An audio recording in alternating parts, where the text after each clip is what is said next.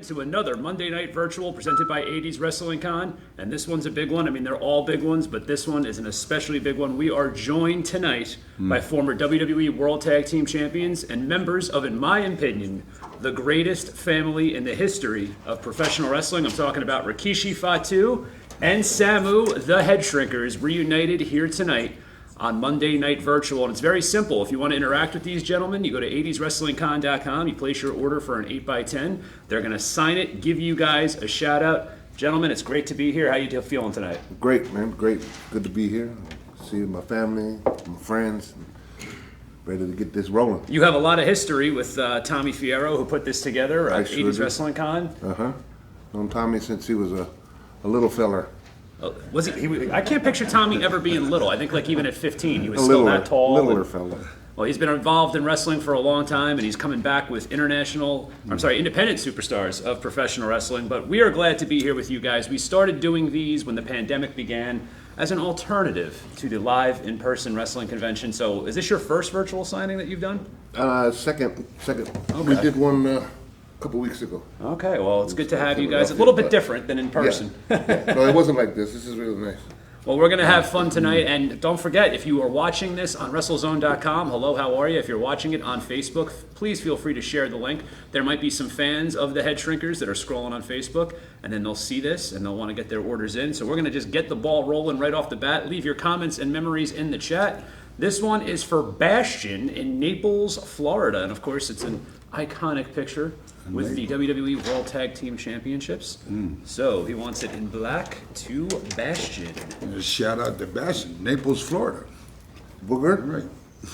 That's Booger. Kyle James talking about Usos #1. I mean, that is the thing about it. Take everything else away, all the single success that members of this family have had. But, I mean, what you guys have done with tag team wrestling, of course, it started with the OGs, Afa and Sika. Then you guys as the Samoan SWAT team becoming the Headshrinkers. Then, of course, Rosie and Jamal with 3-minute warning, which I think was some of the most edgy television we saw leading into Ruthless Aggression. And now, of course, the Usos. Yeah, we got it on lockdown.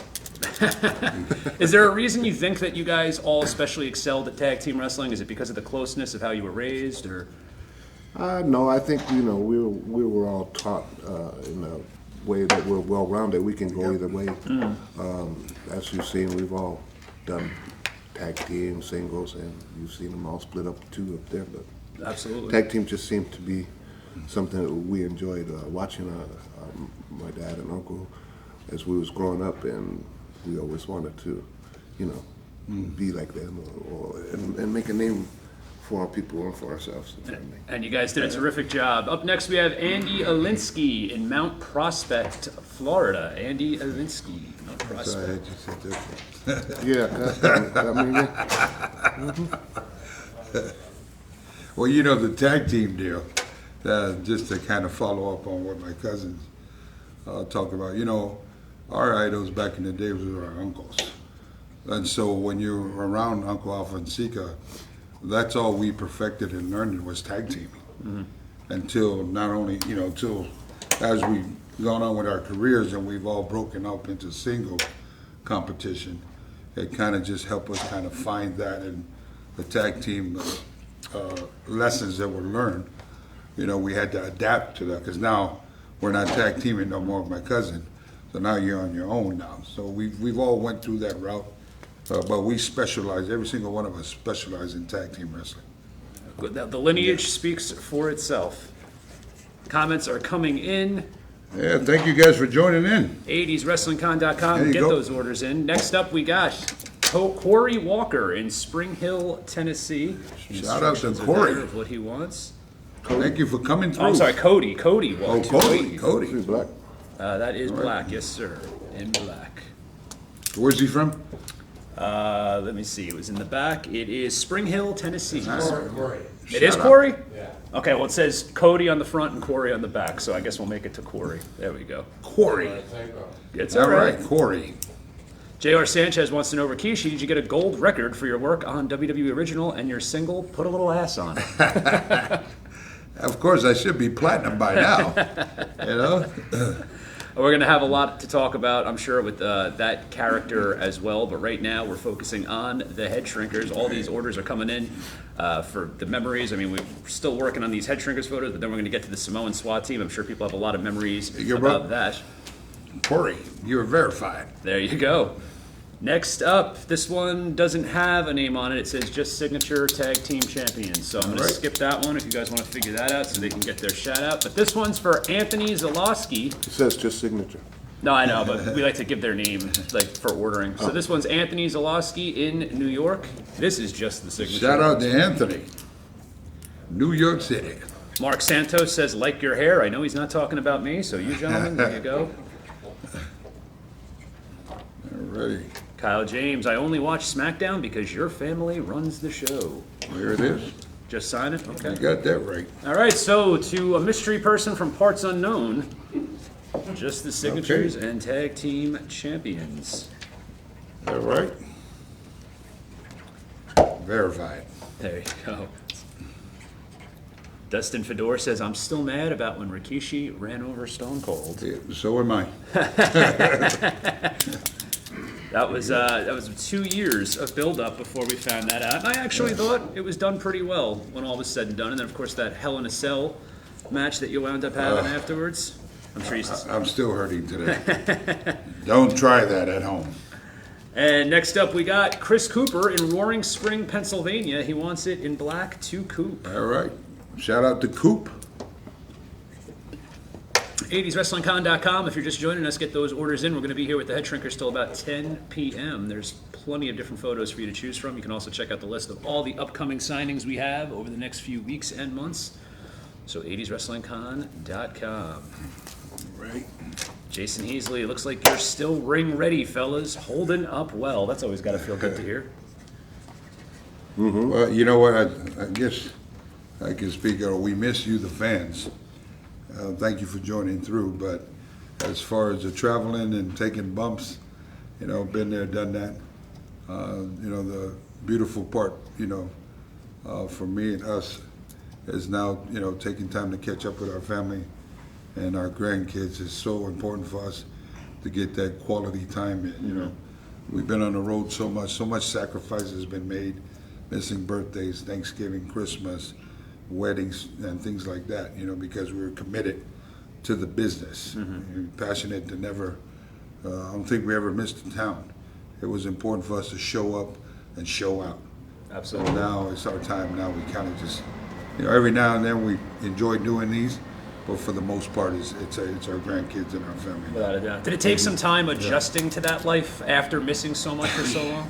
Yeah, for me, I was hurt. I mean, when you get normal times to be at home, normal time to have dinner, normal time to get up in the morning and take your kids to school and so forth, I was struggling a little bit because my timing was off on everything.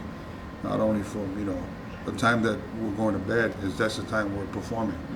We're driving late night hours to get to the next town. Yeah. And so, but, the body was hurting because now your body's not being pounded so much every night, from hitting that 3/4 plywood ring. So it took a minute for me, but as wrestlers we adapt very quickly. And now you don't want to give it up, and no one can blame you for that. No. Now we have Sissy Hall, and this is of course the Samoan SWAT team photo. Hey. A little bit of a different look there, very colorful.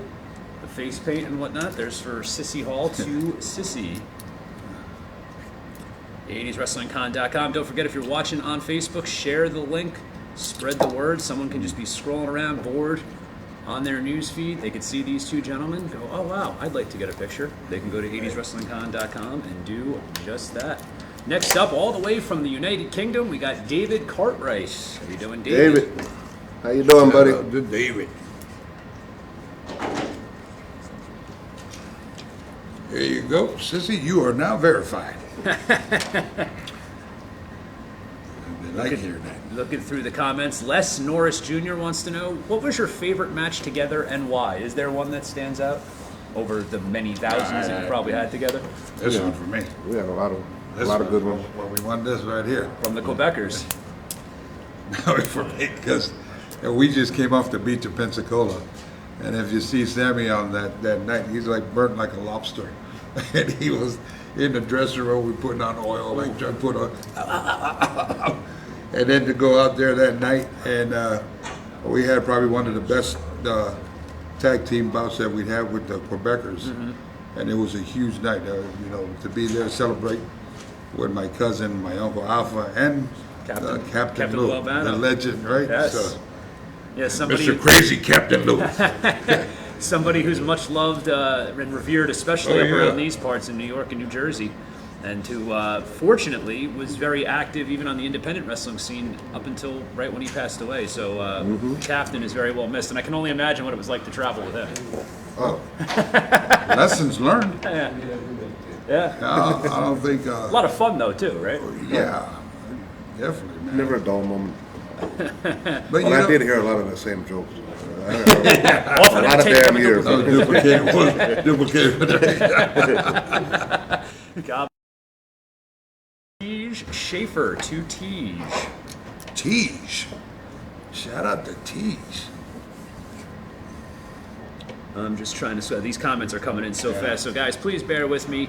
Again, we're not going to be able to get to everybody's questions, comments, but if you have a quick comment or memory that you'd like to throw out, 1 line, 2 lines, please feel free to do so. Also, don't forget to go to 80swrestlingcon.com and place the orders. Ryan Martinez, I want to hear a Haku beat someone up in a bar story that I never heard before. Well, look. You can't be picky, and we've had Haku here. He was a gentleman, so I think anyone that did get beat up by Haku really deserved it. They really had to go over the top, I would think. They smarten up quick. I'll save my bar story. He's going to save his. All right. Richard Melber in New Jersey. Richard Melber. Shout out to Richard. Thank you for coming through.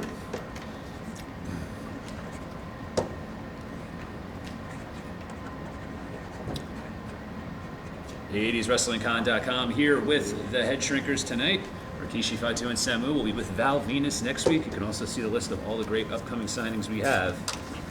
Andrew Basinger, much respect to your whole family. Next up, we go to the Great White North in Canada. Tom Tuckwell, Just Signature and WWF Tag Team Champions. All right, Rich, you are now verified. I love that. Dustin Fedor, I don't see prices listed. If you go to 80swrestlingcon.com, it's all there, my friend. Go check it out on the website. Bill Dismaris says, congrats to Rikishi for winning the Intercontinental title 20 years ago today. So today is the 20th anniversary of your Intercontinental Championship win. 20 years. There you go. And where'd it go? Went by quick. The title or the years? Oh, okay, the years. Both. That's a lot of grandchildren to go. Yeah, man. How many grandchildren do you have now? I have 13 now. Wow. Yeah, That's all.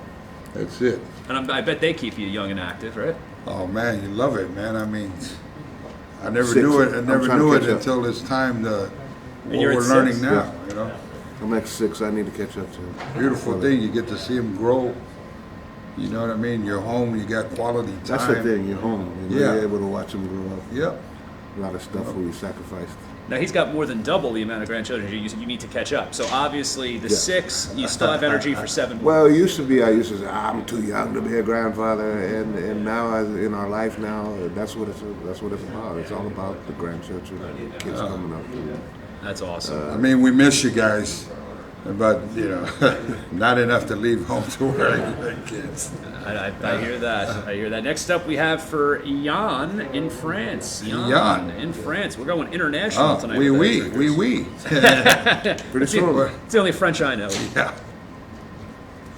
Hello to Dennis Grinnell watching from South Dakota. He's another 80s Wrestling Con super fan. He's All always right. active in these. Shout out to Dennis. Andrew Basinger, much respect to the whole family.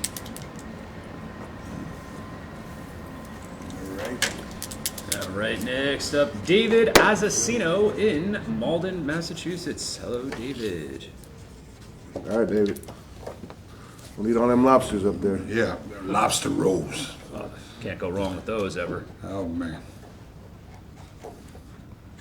Jeremiah Skalecki wants to know if either of you have any cool Undertaker stories. Too many to tell.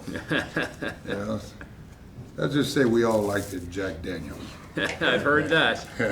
I have certainly heard that. I used to play him in pool all the time. Get you one, Sam. Let your mind flow I after used to that. play him in pool all the time, and we'll play for silly stuff. But I always used to like his Harley Davidson T-shirts. He'd have Harley Davidson shirts from all over the world. Oh, wow. And I'd like him. I beat you in pool. I want this shirt, that he was wearing. So, like all the time, I beat him again. So he came in one night at the strip club, and he's like, they had a pool table, and he's like, "You're not getting this shirt. You'll never get this shirt from me unless you're naked on that pole swinging." And that's the only. So after a couple of, I'm whistling at him from across the bar. I'm swinging, my ass hanging out. I'm on the pole.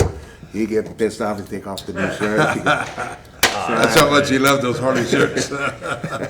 And even though you would keep beating him in pool, he would just keep coming back for more? Well, he turned into one of my backers there. Oh, all right. He'd be on my side after that. I love it. I love it. Next up, we just said hello to him a little while ago, and here he is now, Dennis Grinnell. Dennis, shout out to Dennis. Double shout out. Oh, Linda Fierro, thank you very much. Very nice of you. Jonathan Jacobs, Flair don't have anything on Rikishi. He still has his hairstyling and profiling. I like the JD too, but doesn't go well with my native blood. I don't think really JD, if we think about it, goes well with anyone's blood, but who's counting that? We're just having fun, right? You drink enough of it.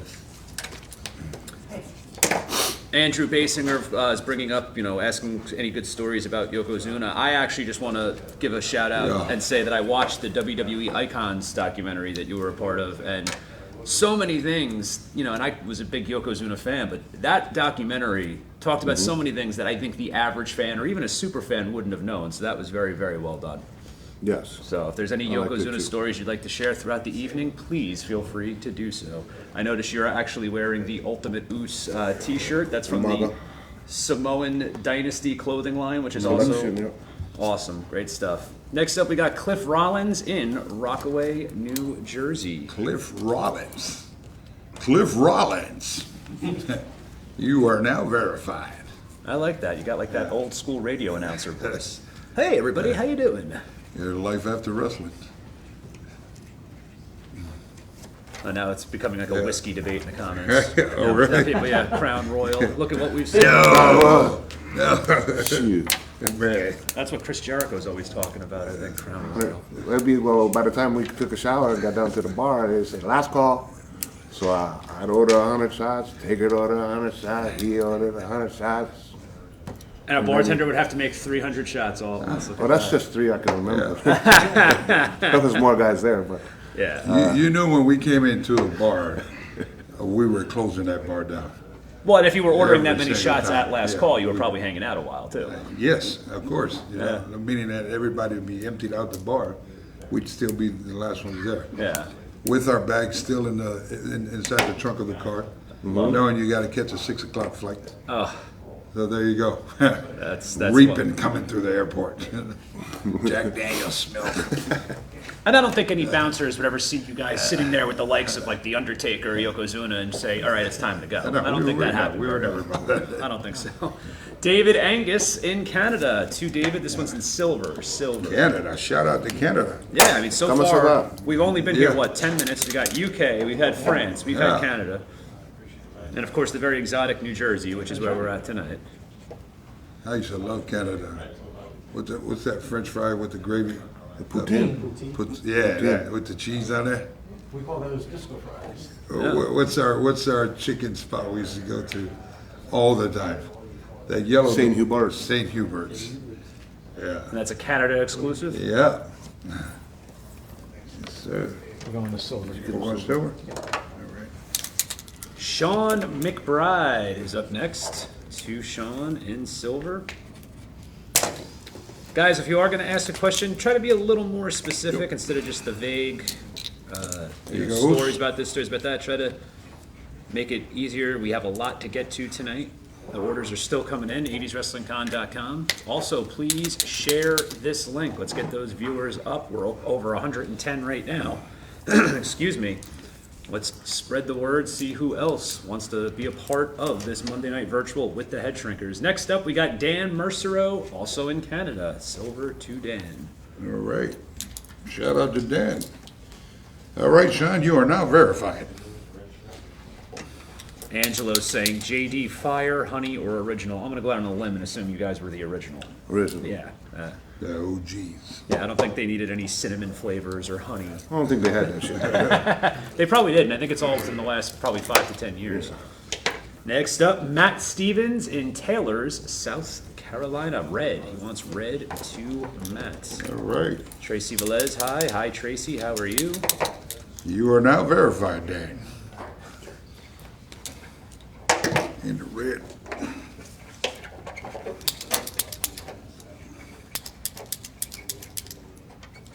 Andrew Basinger, Rikishi, you should have been the WWE World Champion. I think a lot of people would agree with that as well. Yeah.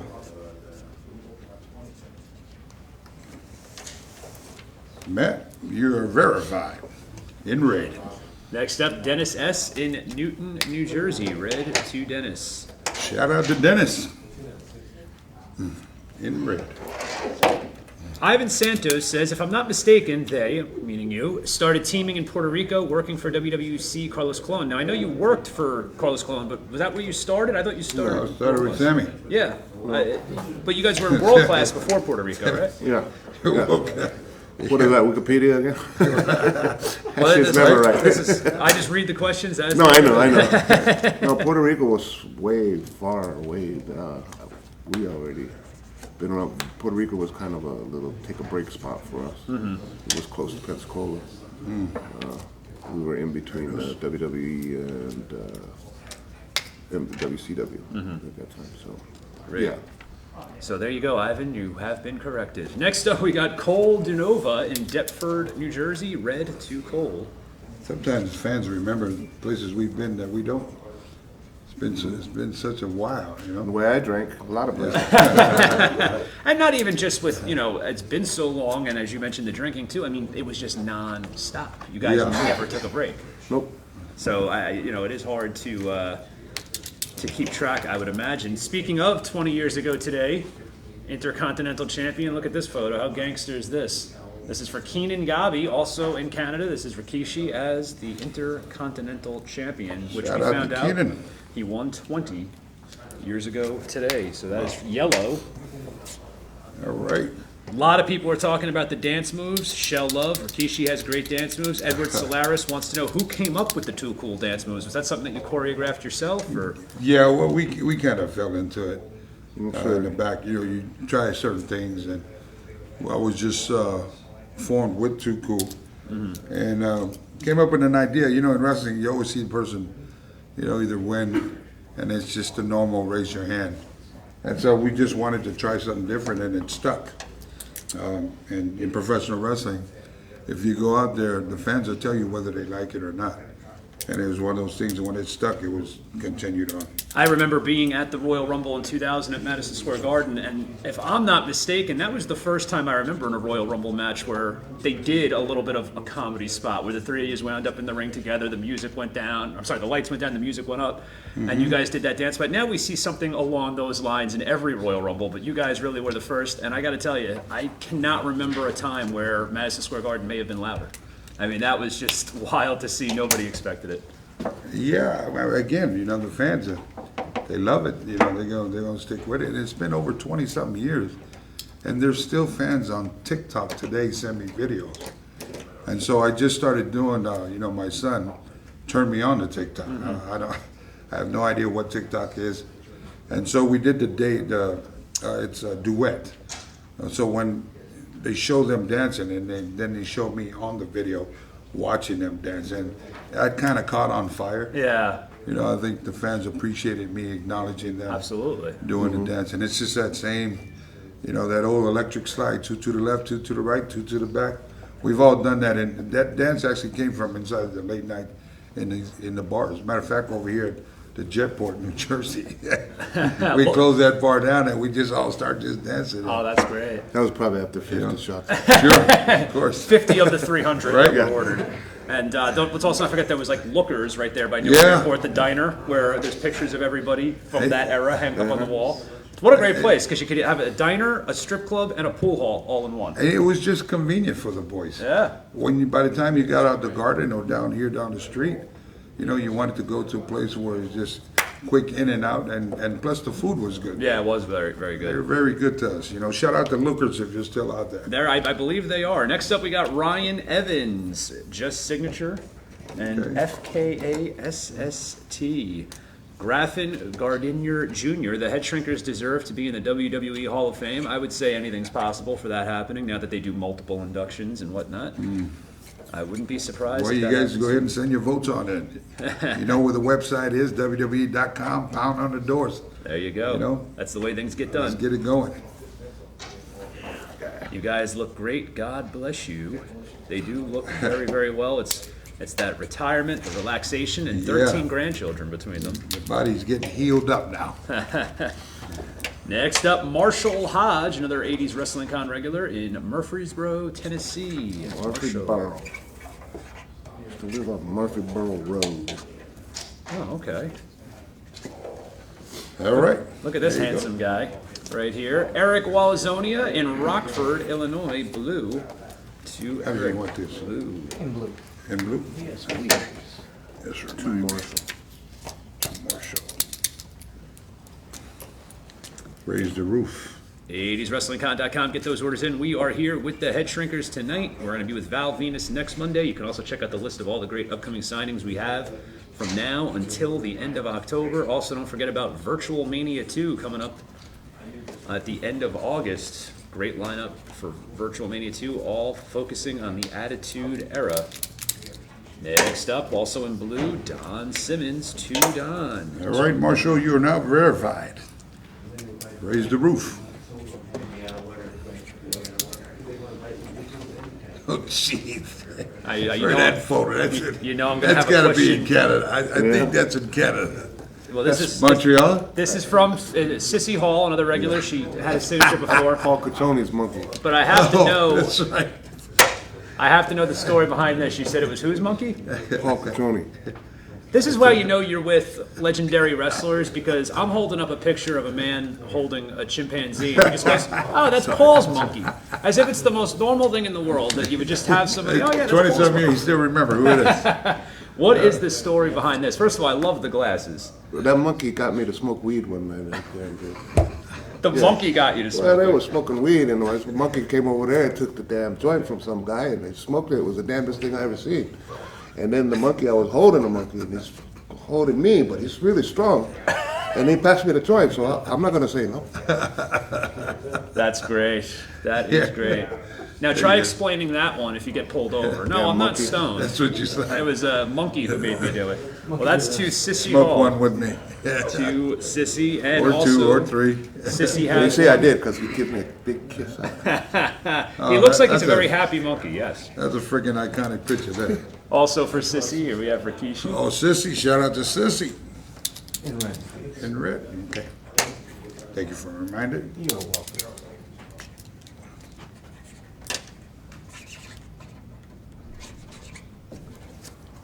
We were talking a little bit about World Class Championship Wrestling earlier. People are asking, Ryan Martinez just came up, if you have any good stories about working with the Von Erichs. Talk about rock stars of that era, right? Everywhere they went. Sure, we had a lot of good ones with them. They were, we had a lot of fun. A lot of fun. Well, because of how loved they were as the baby faces, I said rock stars, that was the first thing that came to mind. Did you guys have to deal with any trouble just, being around that area outside of the ring because you were... Well, the people weren't used to seeing them get beat up. And then when we came around, we beat them up. So fans kind of like, were different. They were going through a kind of a change then. They kind of switched on all of the good guys and started liking all the bad guys. I think it was around that time. But rock and roll, I think more Freebirds was more rock and roll at the time. But they were there with us too at the same time. We were all kind of... They actually brought you in, right? Wasn't that the angle that they brought you in to do their bidding? Michael Hayes, and if I remember... Yeah. Where's Yeah, that? that could be Oh, right. Texas? Yeah.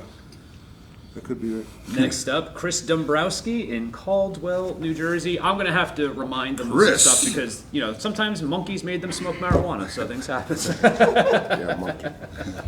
Blame it on the monkey.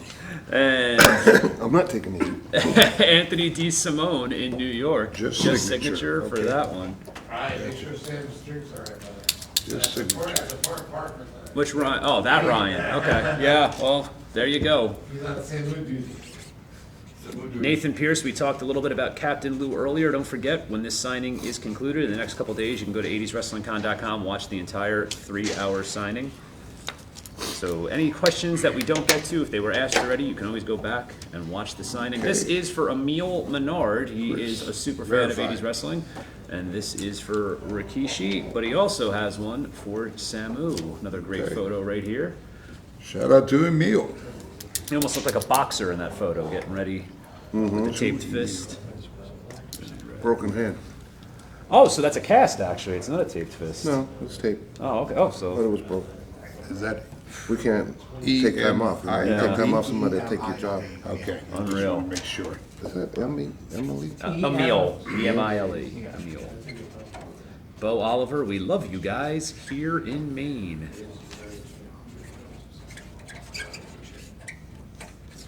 Nando Torres Silva, love seeing these guys together. Samu is a legend in my town of Allentown, Pennsylvania.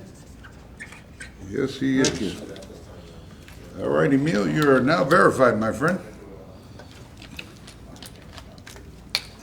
All right, next up we have Matt Stevens in Taylor, South Carolina for Rikishi Fatu, and we have Sissy Hall in black to Sissy for Samu. All right. Shout out to Matt. 80swrestlingcon.com. Get those orders in for the Headshrinkers. Check out the full list of all the great upcoming signings we have. Next Monday, we will be back with Sean Morley, a.k.a. Val Venus, so get your orders in for him as well. Tonight, we are with the Headshrinkers till about 10 p.m. Can't wait till we get to some of the memorabilia that's been sent in by fans worldwide. That's always my favorite part of doing these signings. There you go.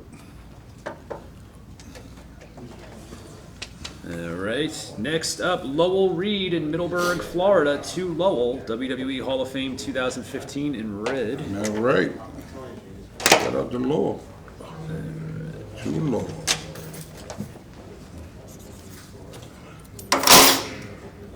To-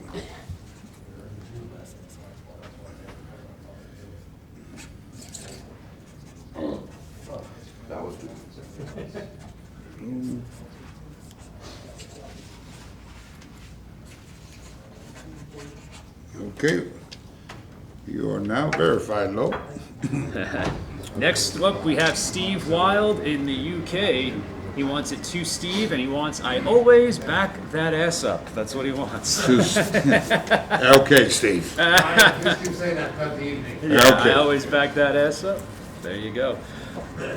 I remember, though, what a testament, though, to how over Rikishi was with the dancing. Some of the signs that fans would make It was crazy. were absolutely hilarious. I was watching something the other day, and I don't remember, it was a Monday Night Raw, but right before you put the sunglasses on, the camera cuts to this fan who has a sign with a movable part, and it was just bare ass cheeks being drawn. And he was moving them back and forth like the sign danced. And I'm like, man, that era of creativity for just fans that would attend the shows was unbelievable as well. Well, you know, it was a magic moment for me. To be able to see all the fans really digging that, you know, so that just made me, you know, really dig deep into my character, and to really, you know, to come out there and just to really try to steal a show every night. You know, when you come out there and you have fans that, you know, signs, and you can hear their roars or cheers, it just makes you feel as a professional. You know, it makes you feel proud that obviously I'm on the right track. Yeah.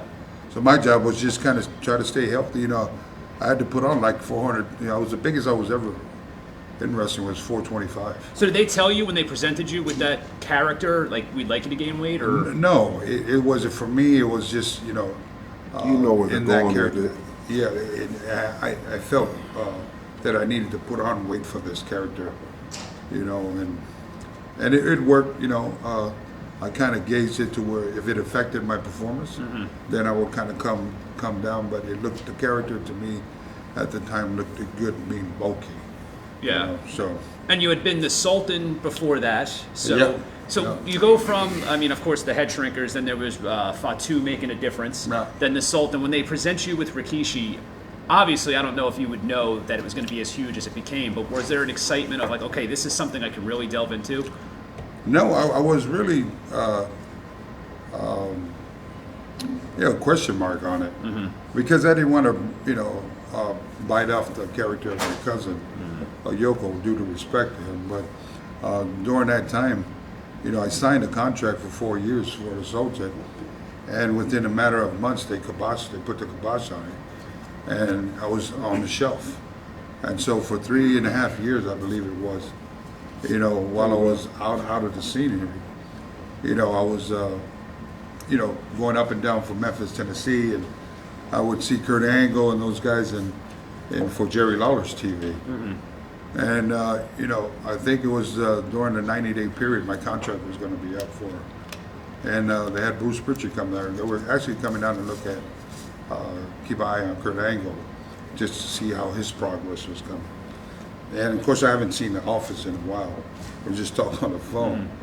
And I worked Kurt Angle that night on TV. And when Bruce seen me, I put on weight, and more than I used to be. But I was still moving, like, light on my feet. And then, after that match, he came back to me and I said that, Vince McMahon would like to sit down and talk. And I'm thinking 90 days, okay, they would have just told me then on the phone, so it had to be something. And that's when that happened. That's great. Went to the drawing boards. That's great. And Great. the rest was history, Unbelievable. Next up, we got Darren Porter. Darren, Headshrinkers 1994. Again, that photo. And I don't think you look sunburnt in that one. You look good. So. He looks darker than me, though. I couldn't imagine just like being backstage burning up like that, knowing you have to go out there. And that first bump has to be like, oh. You know what it feels like when you're burnt. Like, Without a doubt. don't touch me. Nathan Pierce, great credit to Rikishi for constantly reinventing himself. It really is impressive to think about that many different characters that were presented your way. Well, that's what you do. I mean, we were taught, our uncles, we never talked about characters, about what we were trained. We knew we were Samoans, but they would want us to perfect our craft, respect the business. And, I was taught that, learn how to work first. If you learn how to work, you can make any character come alive.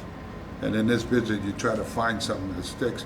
Because, the fact of the matter is, after this was done, my career for me was kind of like, okay, where do I go from now? I'm out having kids, I just had a new place and so forth. And then you kind of just, try different characters. And so, thank God for my working skills, I was able to make those characters come alive. But sometimes you get lost in the shuffle. Yeah. Either it's not written in the right way, or it just doesn't stick. And kind of stumbled onto the Rikishi thing, and and the rest was history after that. So Great stuff. thank all the fans for supporting that career. A roller coaster ride for me. And I always feel like tag teams have it tougher in that regard too, because the top of the mountain is the tag team championship. You win it once, twice, even eventually they're like, okay, well, what do we do? And that's why I love what they're doing with your sons now, because it's like now we're gonna take that and make it the family. I love how it shifted, because it went from your uncles being the Savages, you guys being the Savages, Rosie and Jamal had a little more of that street, tough guy attitude, and now it's royalty. Now it's the tribe. So, I mean, the whole family is constantly reinventing themselves. It's really amazing. Gotta go with the time. Samoa also used to be the jungle, everything. Now it's paradise too. Yeah. No, it's great. It's really great to see. He never really liked it to play the savage. So say, we speak English, we speak. Yeah. But we had to come up to the back of our uncles. And we used to, back in the day, our uncles would, before we go out, before we go out TV, uncle would psych us up. And I remember right before we come to gorilla position, and he'd slap the shit out of us. Boom, wake up! That's the thing. All right. As soon as you feel that slap from your uncle, man, it's time, go time. Yeah. It's funny you say that you didn't like playing the Savage, because if I remember correctly on TV, they made it look like that you were against becoming civilized. Like, oh, he doesn't want to wear boots. I remember like they were, what are these? And we're like, they're wrestling boots, So it's funny that in real life you actually... Because when I first started, with the early 80s, when Pops and Sika was there, I was Samoan 3, 17, 18 years old. I have to try to be the third Samoan. I can't even grow a beard or a mustache. So I can't go out there and, do the crazy look when I can't buy a six-pack, right? Yeah. So they ended up having me just turn around, don't even look at the camera. So I turned around. Captain Lou and my dad would be, doing the hard work on the camera. And it just sucked for me because first I was born and raised in the States, so my Samoan's not great. I understand, but I don't speak. So to go out there and these guys are really, they're really talking to each other out there, and I think I know what they're saying. So I was that's why I kind of didn't. Yeah. feel I'm sure there were a lot of so lessons much. taught on the car rides, though, too, right? Teaching different phrases, things Oh, along those lines. we learned a lot the hard way. There you go. When he broke out in single, was that monkey picture of his right? So that's where Sammy really kind of took off. Yeah. Because now he's in his comfort zone. 'Cause Yeah. that's what he is, He was young, looked good, he had Yeah. a good body. Yeah, that looks He never- like I mean, if, I never wanted to play the Savage.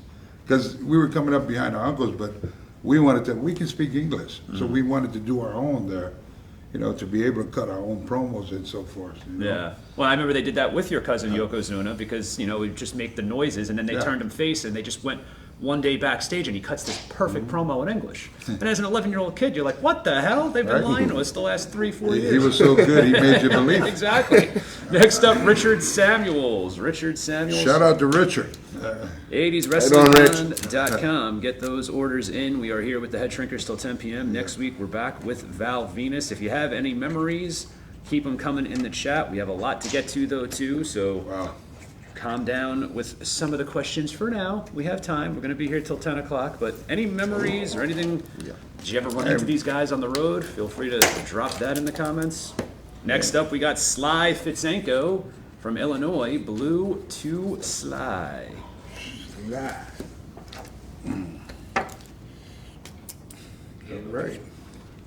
Verified. There you go, buddy.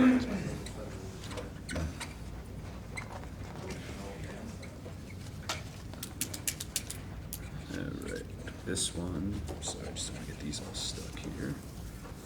Next up, we got Corey Walker, Spring Hill, Tennessee, in blue.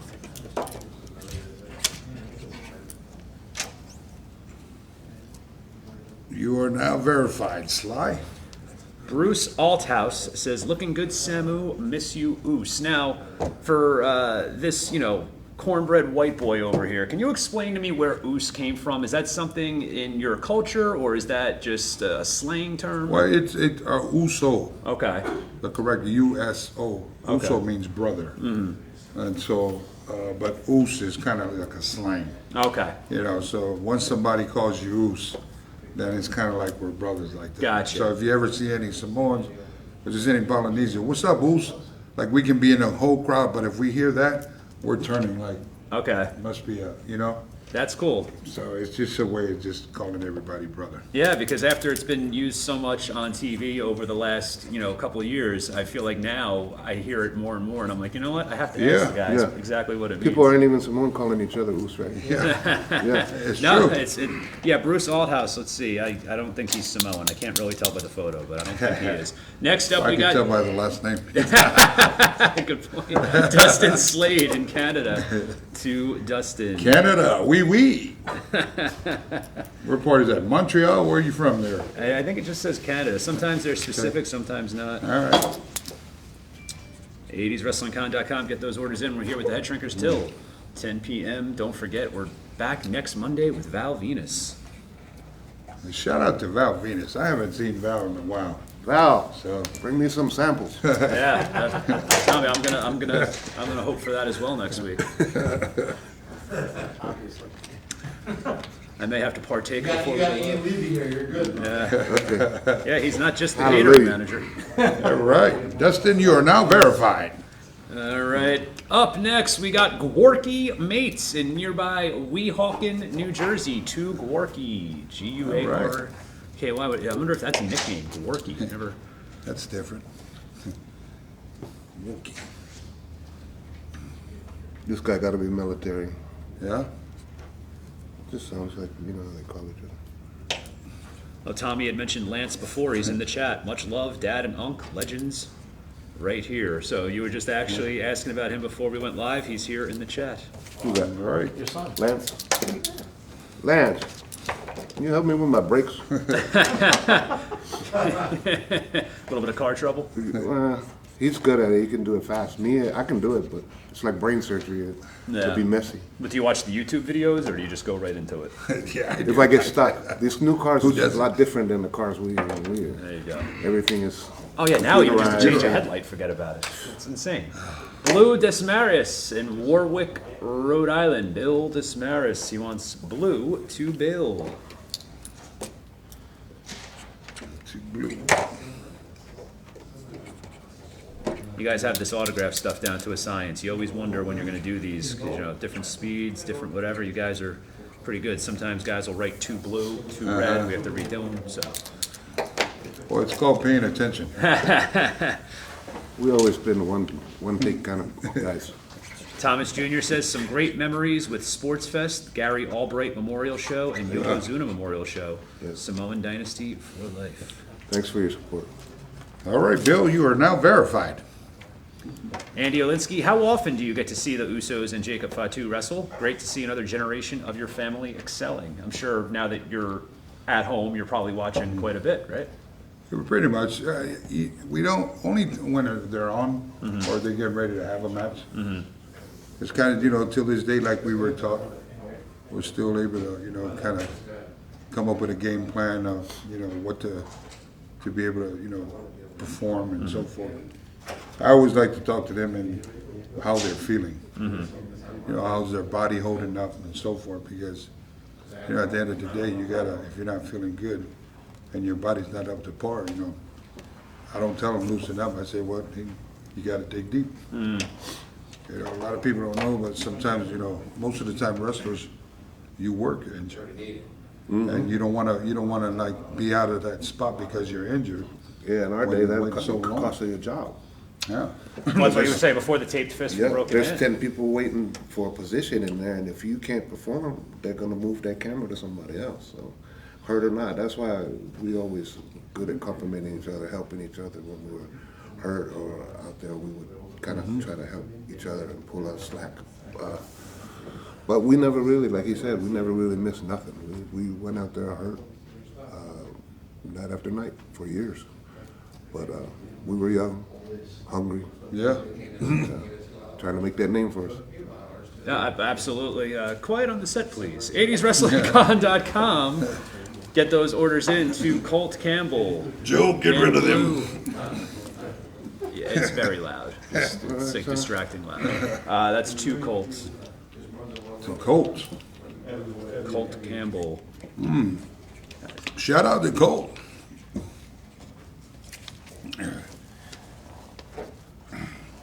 Keep those comments Yeah. coming. Don't forget to share this link on Facebook. Let other people see it. They can place their orders as well. Jeremiah Johnson.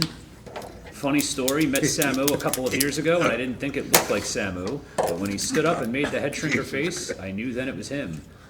Just shows you get used to look. Just shows you get used to a look on TV. What did he say again? I'll read it again. I know there's a lot of They're distractions. making a lot of noise in the back over there. Yeah. All right, Colt. You are now verified, Colt. Funny story, met Samu a couple of years ago, and I didn't think it looked like Samu, but when he stood up and made the head shrinker face, I knew then it was him. Just shows you get used to a look on TV. So there you go. You stood up and maybe you'd noticed that he was wondering if it was you, and you confirmed it for him. So, Emil Menard up next in blue to Emil. Blue. Shout out to Emil. Ray Lenny, how long do I have to place order? Just want to make sure I have time. Probably till about 9:30 tonight, but do it now to be guaranteed that you're going to get your shout out because the orders are coming in. We got a big advance for this as well. What's that? Coming in quick. They are coming in quick. 80swrestlingcon.com. Next up, we got John Soltez in New Jersey, blue to John.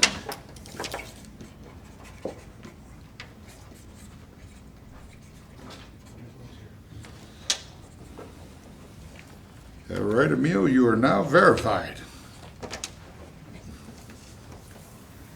All right, up next, we got Robert Love in California. Robert Love. Blue. Really good. Okay, John, you are now verified. They must like blue. Comes out good on this black one. Yep, pops. Yeah, blue is very popular tonight for this international edition of 80s Wrestling Con. People from all over the world coming in tonight. Doug Harvey is up next. To Doug. And who says that the Headshrinkers don't draw? I don't know anyone who said that. I never said that. I never said that. All right, Robert, you are now verified. Tracy Velez, Jay has what it takes to be WWE champion. I don't care what Roman says. Well, he's the right-hand man. Next up, we got Christian Herman. To Christian, best wishes. You are now verified, Doug. All right. Thank you for doing. Those are pretty You're cool. welcome. Oh, yeah, makes it a lot I understood easier. the beat. It's good.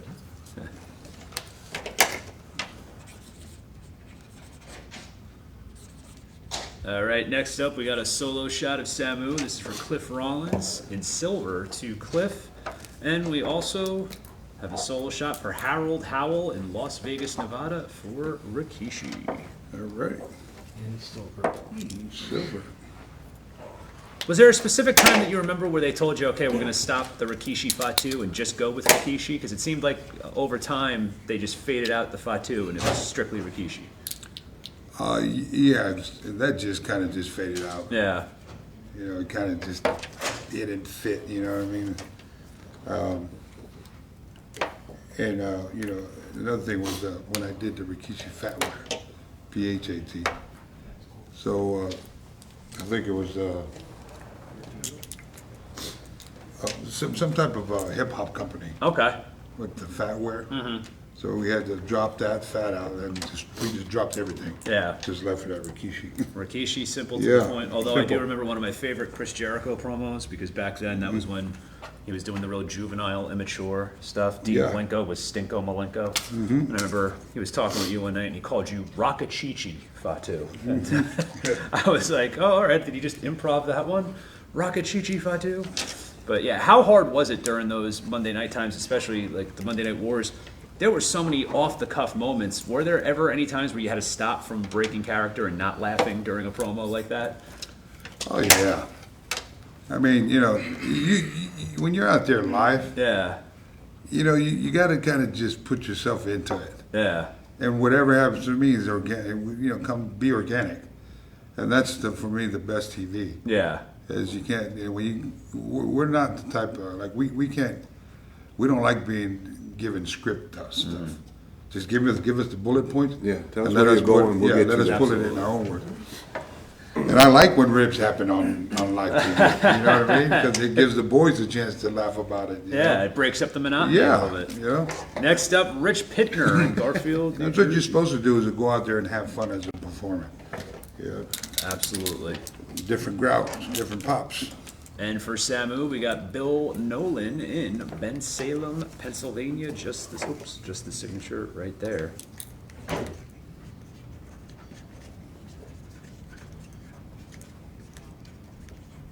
In the late 80s, Samoan SWAT team versus Road Warriors, perhaps the feud of the decade. Those were definitely some hard-hitting matches. Yeah, those are fun Okay. times for us.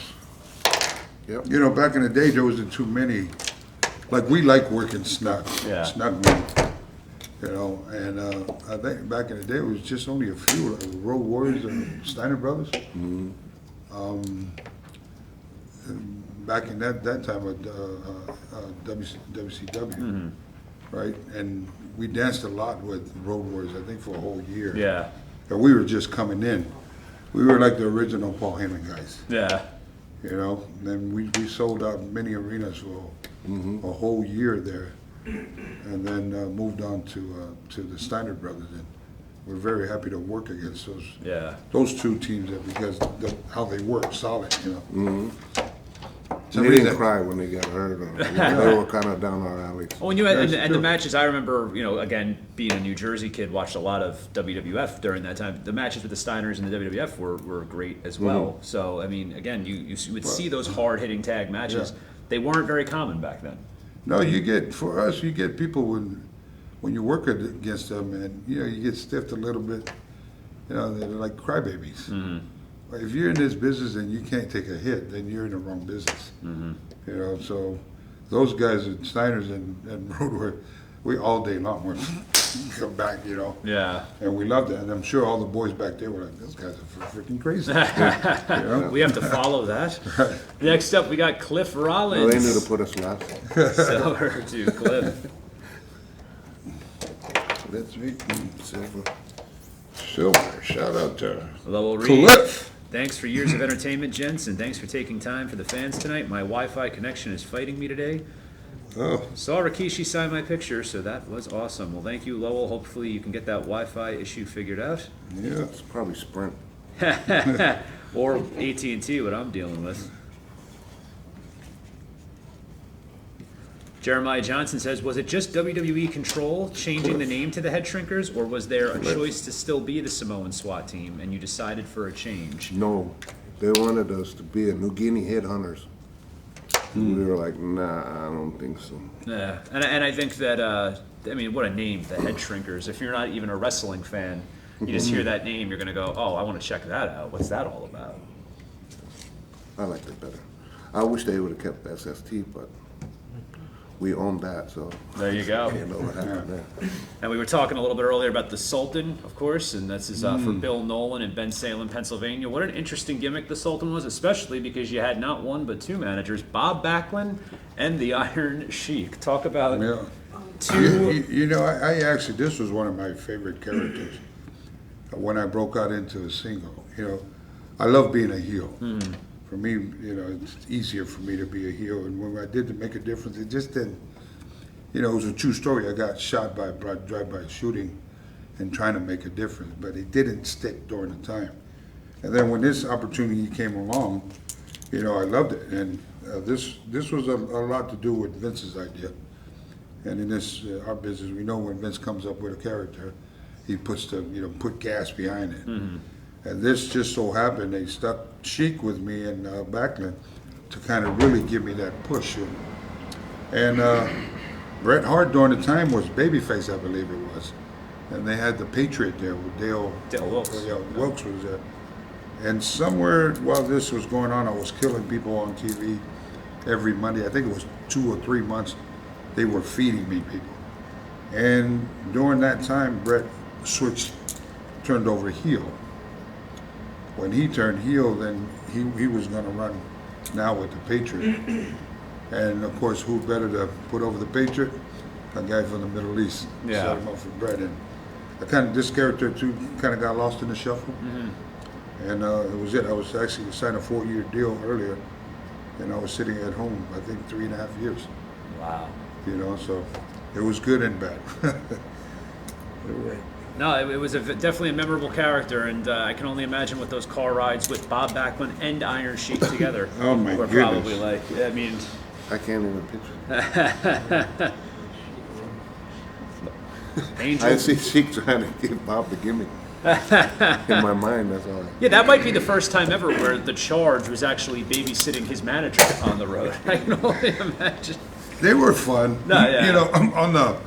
On the flip side of it, as a youngster, riding with guys with experience like that, you really learn a lot. I mean, I learned a whole bunch from my uncles, of course with Big Sam, but then, when you're riding with other people, it's not your family. Yeah. You kind of pick their knowledge too as well, Most of the time they were, while we're riding together, it was a team effort between us three because they really wanted the character to get over. They knew I could do the work. Absolutely. But how this character needs to, certain movements, stuff like that, and our timing to work, because I've never worked with those two. So the timing, when I'm doing something about Backlund's timing, Sheik's timing, so I kind of had to find that balance in between.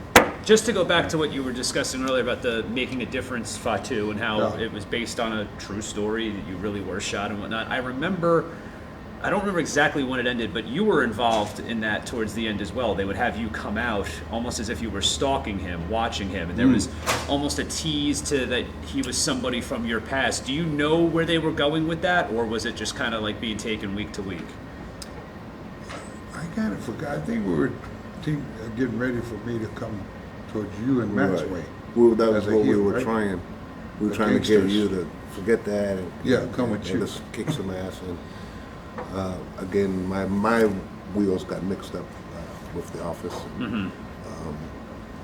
Things I didn't want things that was out of the ordinary. I just didn't know when to ask for things. I think. Yeah. And I just wanted little things like we worked our ass off for the company and we did the, good business. And I asked just for a little bit of this or that, this and that. And it was hardball. We had to fight tooth and nail for everything that we wanted. And I just kind of, just kind of got tired, and it wasn't fun anymore. Yeah. So that's pretty much what happened right there. Right before it even gets started, it was like it's not just because of politics and things. They will single people out, and they won't treat Tom like they do Henry. Just little things. Yeah. Well, That could have been avoided. But we hear a lot of that. We wanted what we were worth. Yeah. Absolutely. We knew we can work. We knew what we can do. Yeah. And we just wanted what we were worth. We didn't ask for no more, no less. Well, that's why it's got to be great to see how the business has evolved now, where like a lot of guys are getting more of those opportunities. Like I said, you guys paved the way. That's one thing for those independent kids that are out there. If you guys are watching, don't be afraid to ask. If you know what you bring to the table, don't ever be afraid to ask. The business nowadays for you kids is a lot more bigger opportunities. A lot more bigger revenues than what we used to have back in the day. But make sure by the time you come to the table and you ask, know your worth and you ask, you better be ready in the squared circle. Understands the ins and outs of the business before you go over there and open your mouth. And be ready, because you might open your mouth, they might, okay, then you're done. You got to be ready to take that sacrifice. Or they open their mouth and say, okay, now you got to put your money where your mouth is. Right. And you got to be able to make sure that you're able to handle that position that you just opened your mouth for. So it's a lot of things. Wise different things. words. There you go. So I know there's a lot of indie wrestlers that pay attention and watch these. Can't learn from two better guys than sitting right here. Next up, we got Christian Herman in Germany. That's for Rikishi. And we have Julie Gomez in New Mexico Christian. for Samu. 80swrestlingcon.com. Get those orders in. We are here till 10 p.m. with the Headshrinkers. It's only 8 o'clock now. I believe the store is going to be open till about 9:30 or so. But those orders are coming in very fast. We're still getting through these orders before we even get to the mail-in memorabilia. Don't forget, next Monday, Val Venus, live here on Monday Night Virtual. Go to 80swrestlingcon.com. Check out the full list of all the great upcoming signings. Don't forget about Virtual Mania 2 on Sunday, August 22nd. We're going to be with a great lineup. Mark Henry, D'Lo Brown, the Headbangers. Right. Christian, you are now verified. I'm sorry, what was that? Take your picture. Oh, good. Thought I was being motioned for something. But 80swrestlingcon.com, check it out. Next up, we have Robert Elwell in Kansas. To Robert, stay cool, Oos, Hall of Fame Robert. 2015 in silver. And also for Robert Love in Alameda, California. To Robert, WXW Hall of Fame 2013 in silver. Darren Porter says, Samu did that top rope spot just as good, if not better than Foley. I always legit thought he was hanging himself in the ropes. Samu, ever have any close call with your ears like Mick Foley did? Yeah, I had about 6 stitches on time in that ear. Almost same way. Yeah. I think Foley lost his ear. Though. Yeah, he did. He lost, I Yeah. think, 2/3 of it. Mine was, I was a little luckier. The ropes were a little looser. So it kind of just cut it, but not off. When you saw Mick Foley lose his ear or heard about it, did that kind of give you reservations about continuing doing the spot or no? No, I've been doing it already a long time, since the 80s. So I already knew the danger involved with it.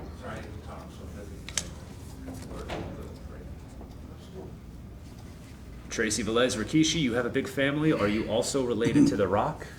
I believe. The Rock's related to me. There you go. Sure. How many brothers do you have? I got for ATTK, I got 3 brothers and 2 sisters. 3 brothers and 2 sisters. And again, if you have the WWE Network, check out that Yokozuna Icons documentary. There's a lot of great information about this family in that documentary. Aaron Karpinka in Canada, silver to Aaron. Again, IC champ 20 years ago today. Must be tired. Kishi won. I'm sitting here counting the 1, 2, 3. To Aaron, okay. Shout out. 80swrestlingcon.com. Get those orders in. Here with the Headshrinkers till 10 p.m. Can't wait till we get to some of that memorabilia that's been sent in. Also, check out the list of every upcoming signing. If you have any memorabilia, whether it be magazines, action figures, we have some custom paintings that people have done. Find out how you can send it in for our stars to sign them. Next up for Rikishi, we got Anthony D. Simone in New York. Silver, just signature right there. All right.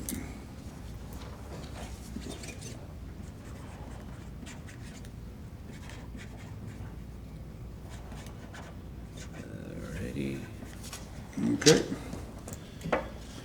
Verified. Chris Cooper in Roaring Spring, Pennsylvania. Chris.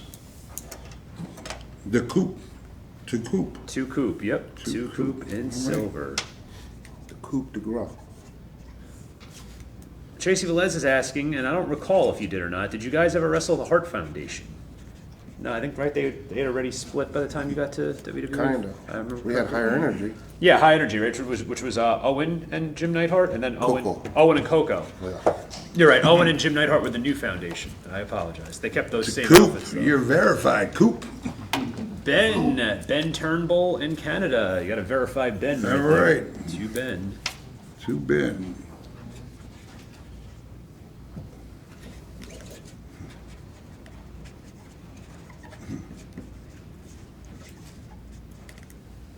All right, Ben. You are now verified. This is actually a good buddy of mine, John Hammett in Bloomfield, New Jersey. He wants it to the hammer. Silver to What's the hammer. up, John? To the hammer. The hammer.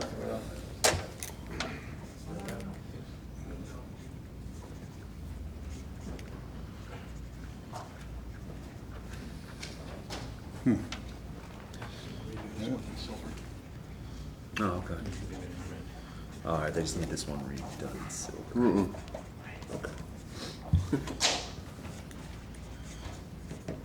Texting the house, see if they're all watching. All right, Hammer, you are now verified. All right. Wade Bates. Silver to Wade. To Wade. Bates.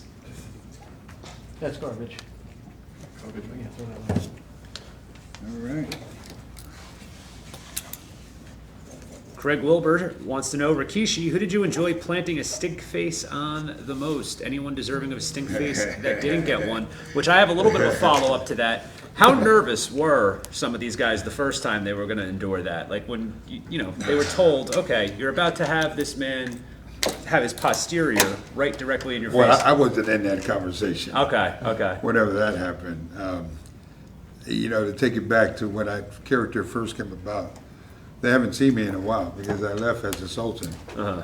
And then all of a sudden I come back, I'm a bigger person at 425, and so I just had just a lava on, and nobody's seen what I had underneath. So when I came time to get my fitting and try my new outfit, so the hallway, you see all the boys, everybody hanging out in the hallway. So I'm walking down the hallway, and I got my gear on. They see me with the blonde hair, but they, see me with the thong. I had the colorful thongs on at the time.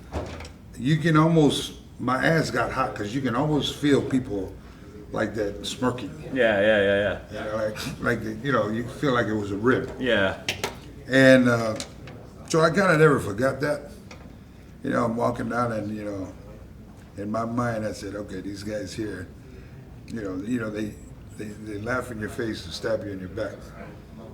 In this industry, right? They'll never tell us in our face, especially Samoans. Yeah. They smile at They me. smile in our face, yeah. And then when that time came, as I'm walking down this long highway, about as long as this room here, I kept that in mind.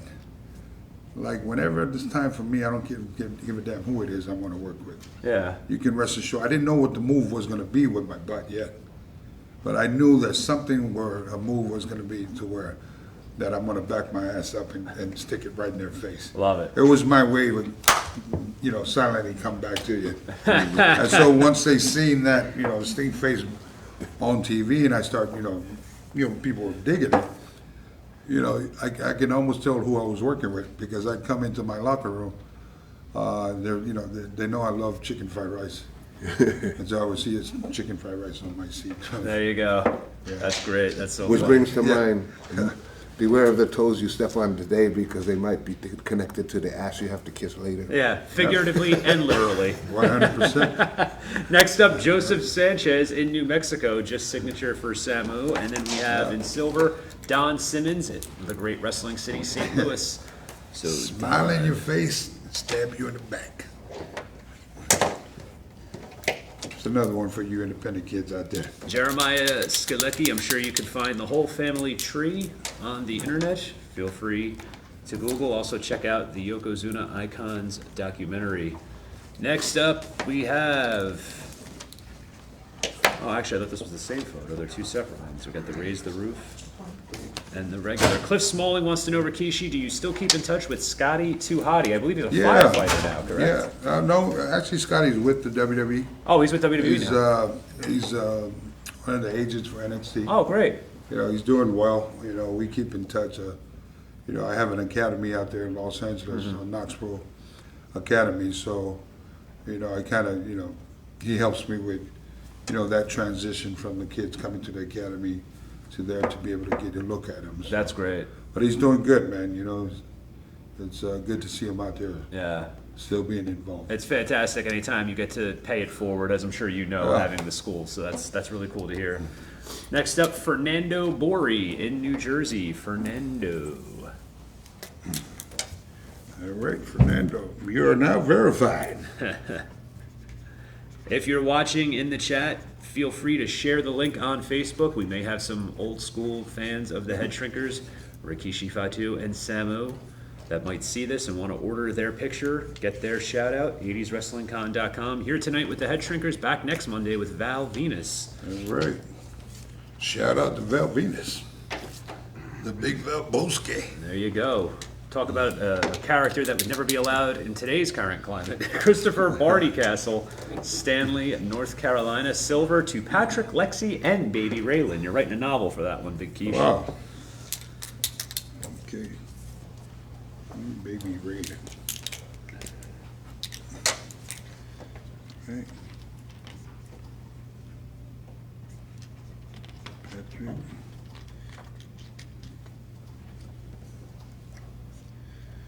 Lexi.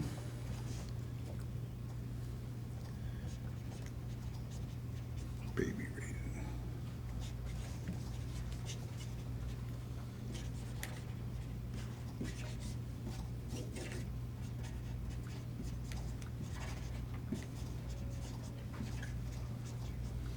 All right, Patrick, Lexi, and Baby Raylan, you are now verified.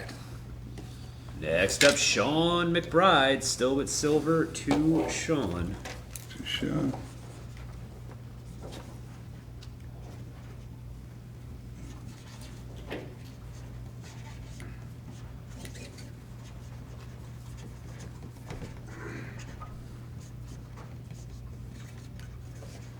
Okay. You're verified, Sean.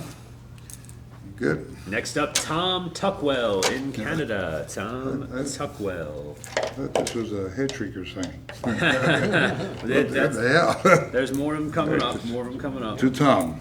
If anyone can find a photo of Rikishi holding a monkey, please feel free to. I'd buy that from you. Yeah. Better be Photoshop. I wonder if that monkey's got gray hair.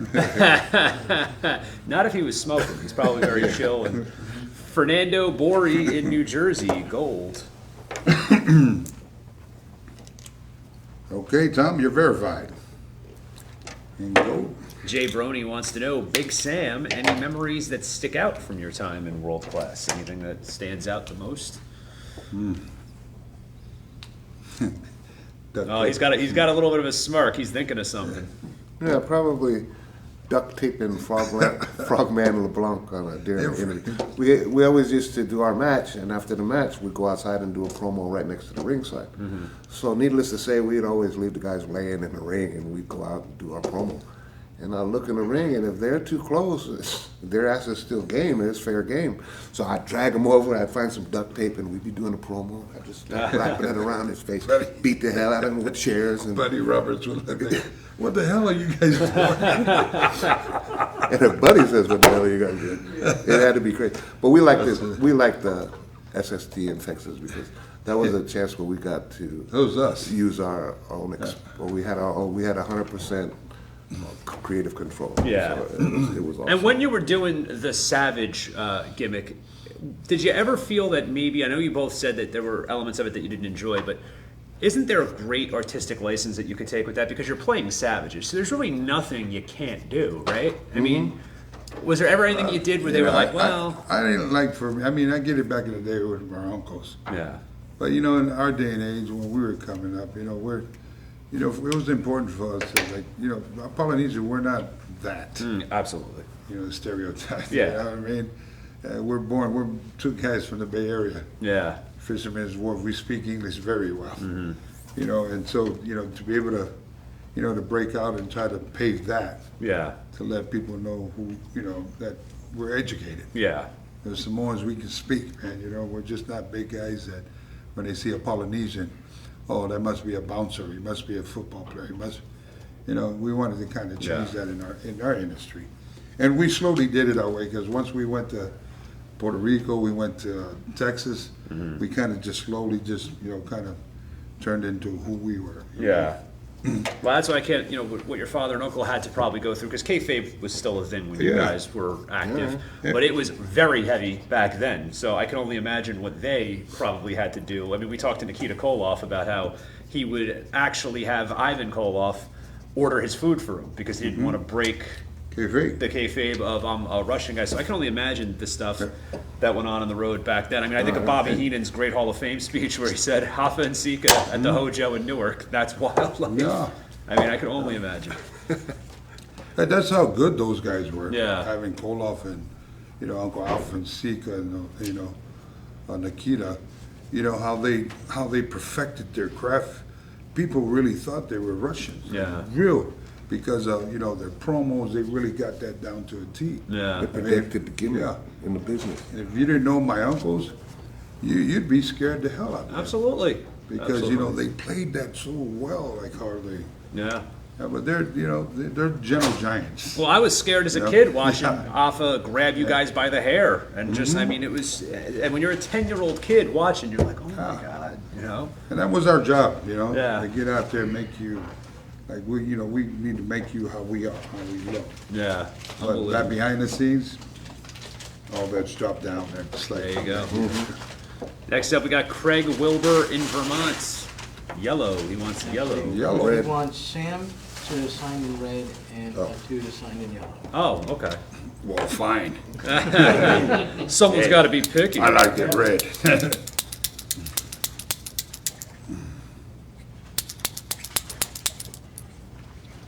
Dana Smith says, my cousins, the Batten twins, Brad and Hey. Mark, were a tag team in That's WCCW cool. in Puerto Rico in the 80s. They were identical twins. Did you happen to ever work with them? Yes. Me and Yoko in Pensacola, Oh, wow, okay. when we worked for Wow Wrestling. Oh, all right. Well, Dana Smith is a regular 80s Wrestling Con fan. I believe he has his encyclopedia here, so I wasn't aware of that. So, yeah, as soon as I started reading the questions and you were like, oh, then there you go. It was the experience. That's all we did back then. It was right there at home. We lived at Pensacola. The farthest town was 50 miles. We only made like $40, but it was more than everybody else was Yeah. making at the time. And I don't know. It was a place for us to get grounded, learn each other, learn the ring, and have fun doing it. You know, when you take those bookings back in the day, it's like, you know, you just want to try to get on shows. It's because you want to try to, you know, continue to perfect your craft. The big pictures to get to WWF back in the day. But in order for you, you know, to get to that pro level like that, you need to be solid. You need to be, and Yeah. so all those, those $30 bookings in different places, like yeah, we didn't make money because a lot of times we slept in our cars. Yeah. We were like, through rest areas, clean up there and so forth. But just to get on these shows were important for us. Is to be helpful not only to build our brand Yeah. and to get our name out there, but also to perfect our craft. And you learn in different arenas, different cities, different crowds. So Yeah. you got to learn how to adapt towards these different types of crowds. And had you not get that training on the road, you would never be ready for the big dog. That's why when these guys talk about paying dues, they've done it themselves. It's nothing new. The hard way. Next We up, didn't have the schools and things to learn. We learned on the job. Yeah. We weren't moving. Today, these kids are lucky enough to have good schools that Sure. they can go to today and get some good insights. Back in the day, people wasn't so free to want to give you any information about wrestling. Wrestling was big, quiet, kayfabe, and protect the business. But we never had a problem with that because we were raised that way in the ring to protect the business, to respect the business. when you were absolutely raised in that, but when it got to a point where you guys were about to go out on your own and be out on your own, did the attitude from them change? Okay, now we're going to teach you this, we're going to show you this, but was that instilled in you to protect the way that it is otherwise? Because you hear these stories like Hulk Hogan had his leg broken, right? Did they come at you tougher because you're related to them?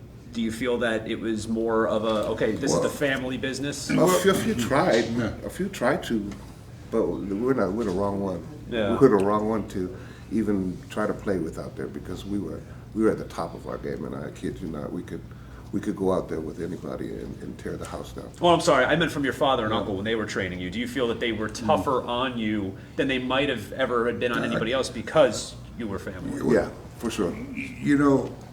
Because of who we are, our uncles were tough on us, again, to respect the business and learn the business. But, to take it further back, it's the culture of Samoan people where this bloodline comes from. Our grandma and our grandpa was a preacher. And our culture is just very, very, it's prideful. And for my uncles to be, into this business now that's on national TV, they had a lot to carry too. Not only the family name of Hanoi, but also the Samoan culture, that's instilled in them. And so that kind of trickles down, not only we come in to the industry, when we came through, we had all that on top of us. We knew who we were. We knew how important it meant to our family, our culture. But we knew the teachings from our uncle, how important that was. Yeah. They taught us to get out there, hurt, whatever the show goes, you get out there and perform. And to perform to be the best at it. So we knew who we were. We knew how good we were without tooting our horn. Yeah. We did a lot less talking and more action in the ring. But then, as you go, the business side of it, that's something that we've always had problems with because we're the type, we didn't bow down. We knew what we were worth. We knew what other people were making. And if we're working with these people here, then damn it, we need to make the same, if not more. Yeah. And that's the problem that, as we grew, and it just slowly just fade out. Yeah. Because it's either, are we going to play this game or are we just going to say, screw you and we out? A good example was we were top of our game, top of the, where we needed to be on the card in Texas. We had it good there. We worked a lot of years to get where we wanted to be there. As soon as we got where we wanted, Jim Crockett came in. Jim Crockett came in, wanted to hire us for WCW. So at that time, Freebirds was going. They got a good contract. They was gone. We're like, hey, we need to do the same thing. They have different talent. Road Warriors, Freebirds are there. So we make the meeting. At that time, Crockett had an office there in Dallas. So we got the starting date. Gave our notice, did everything by the book, the right way, and we went down there. When we got down there, Crockett had sold the company to Ted Turner, and the new booker was Hurd. Jim Hurd. Jim Hurd. Yeah, they didn't know we were coming, so we already gave our notice over here at the best territory that somewhere where that we worked hard to be able to have everything. And then when we got there, they were like, we didn't know you guys were coming. We don't have no space for you. We don't have no room. We have kids in the car. Yeah. You all loaded. And we just say, well, give us 3 weeks. If we don't get over, we'll leave. Yeah. If we get over, we're going to talk about a contract. So 2 weeks later, we got a contract. So kind of like that. I couldn't That's what imagine we- how your stomach must have sank though when you found, like you said, you got a family to feed, and you Oh, know, you yeah. leave- I mean, that's I was just in the S10 Blazer. Seats are laid down in the back, and my 2 boys, the twins, they were like 5 years old. In a cardboard box with 99-cent store we shop in, get the cereals and the milk and stuff. yeah. So it really meant a lot for us to get there and take this. When you run into those crossroads like that, it's like decisions. Unreal, unreal. What incredible stories. Next, we got Jumpin' Jay. He's one of the co-hosts, along with Tommy, of Jumpin' the 80s Jay. Wrestling Podcast. He wants red to Jay. Kyle James, 80s Wrestling does it again. I just love learning from these guys and hearing their stories. Well, thank you, Kyle, for the support. We love hearing their stories, too. 80swrestlingcon.com. Check out the list of all the great upcoming signings. We're back next week with Val Venus. But tonight, we got the Headshrinkers till 10 p.m. Get those orders in. Next up, we got Mike from Howell, New Jersey. Still in red. Mike.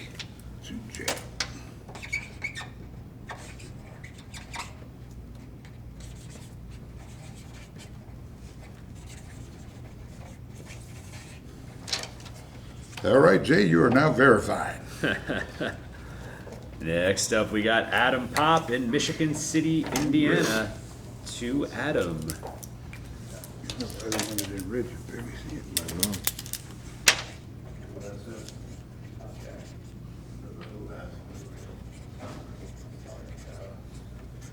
I think it's because of the way the layout is different, maybe too. Like when it was back here, it didn't seem as loud up there. That's where I'm going up black. Yeah. This photo that's coming up, you guys actually mentioned earlier you were the first Paul Heyman guys. Adam. And here it is, Samoan SWAT team. It's for Annie Spivey in Marion, South Carolina. Paul Heyman with the cordless phone, which I'm sorry, I think that was one of the funniest gimmicks ever, when he would just be coming to the ring with the phone. And then when he wanted someone to run in, he'd call them. Genius. Verified. Annie Spivey to Annie in red. Anthony Lopez, how do I get one? You go to 80swrestlingcon.com, place your order. We're going to be here till 10 o'clock, but the store will be open till around 9:30. So make sure you take advantage. That's when we kind of broke out on ourselves with the Oakleys, right? We were getting into our. Great question from Ryan Martinez, and I hope you guys will answer this one honestly. We took them from Michael and Jimmy. Oh, you took the glasses from Michael Hayes? Take our photos, right? Oh, so he had multiple pairs and you just grabbed them? No, we just beat them up and took them. We worked with We those. had a lot of fun. We ribbed a lot I with the Free Birds, Jimmy Garvin. I could imagine. Buddy Robert. Yeah, Buddy Roberts. We were a good crew together. So was Ryan fun. Martinez has this question, and I think you guys will answer it honestly. If I went out with the Bone Street crew in the 90s and watched them having a drinking contest, who would be the last man standing? Would it be Taker or Yoko? Oh, man, that's tough. It could They be. were- Did it change yeah, from night to night? I don't know. Yeah, It we'll was. take It was. it. Yeah. Man, we didn't drink a lot. Yeah. When I say there's a lot of times the bar didn't have enough Jack, you know, that's a lot of Jack Daniels. Yeah. And, you know, most of the time it'll be, you know, between Taker and Godfather. I mean, Taker and Yoko. Okay. Because Yeah. Godfather was always up in smoke. Yeah. You know, like he was like, Snoop Dogg didn't have nothing on Godfather. Yeah, well, we actually have Godfather here in August, but Yeah. he was on the Stone Cold sessions a couple weeks ago, Yeah. and he was talking about that. And you also mentioned that when Kurt Hennig was around, you'd have to gargle the Jack Daniels. Well, you, Oh, yeah. yeah, That's one of them. you know, OGs had different ways of drinking back in the day. And so you'd have the Jack Daniel pour it, you'd have to drink it, then you'd just sit there and gargle for a minute. And you know, when you gargle that Jack Daniel, it's like drinking gasoline. It burns your throat. I remember when I did it the first time, I spit it out. I got threw up. But after you keep doing it a while, you kind of perfect the craft. Yeah. We were professional Jack Daniels drinkers. There you go. Well, that's what the Godfather kept prefacing that night too. Because I don't really drink that much anymore, but they still killed the whole bottle during that Stone Cold, just him and Stone Cold. So it was exciting to see. I mean, if you're gonna do it big. You know what I mean? Yeah. Richard Samuels. Richard Samuels is up next. Red, Just Signature, and SST. Adam Pop, loving every minute of this. Thank you guys. We're having a lot of fun, Adam. It's always great to sit with these different legends, hear their perspective, especially when it's guys like this that, I mean, every generation of their family has made it in this business and been very successful. And right now, hottest angle in WWE involves this guy's family, so can't take that away. Next up, we got 2J in black. 2J. Okay, verified. In black.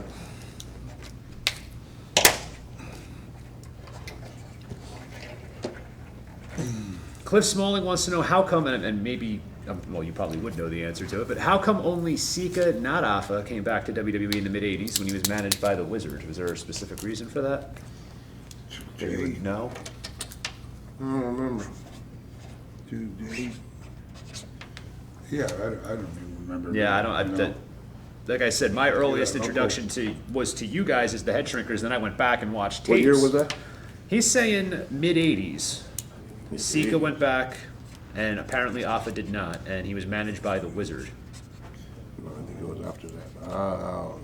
It was with King Curtis. Ken Curtis? Yeah. I Okay. remember now.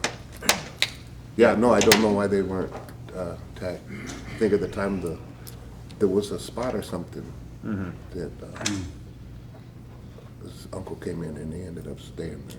Gotcha. A little Gotcha. longer. Well, there you go. There you have it. John Paluzzi in Sunnyvale, California. To John, best wishes. Sunnyvale. So, Cliff Smalling says it's 1986 is when that happened.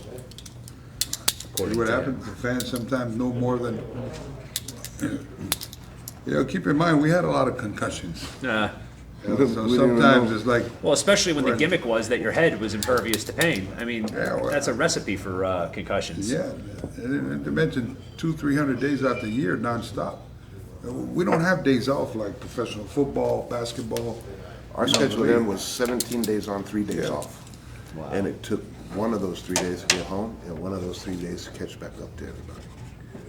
So a lot of times you will have your family come to you so you can have more time with your family. Exactly. Instead of you wasting it traveling back. So they would come to maybe like the last day or two of the tour, and then you travel back together. Try to make it work, man, is see our Hard. family It's really somehow. hard on a some- family. Got to make it work. Next up, we have Andy Olinsky to Andy the Headshrinkers in black. The sacrifice you make, you know?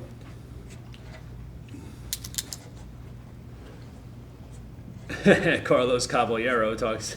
He says WWOR, which is the local Channel 9, New York, New Jersey, showing Sika matches 10:45 Saturday nights. Great way to send the kids to bed spooked.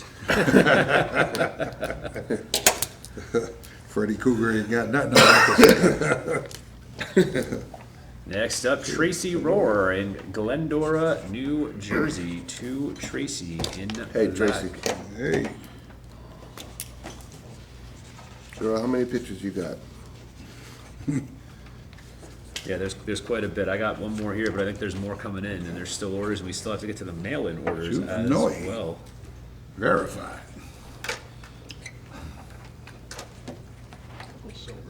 All right.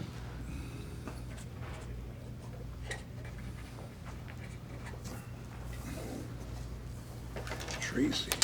Next up, we got Michael McLellan in Plano, Illinois. Michael McLellan.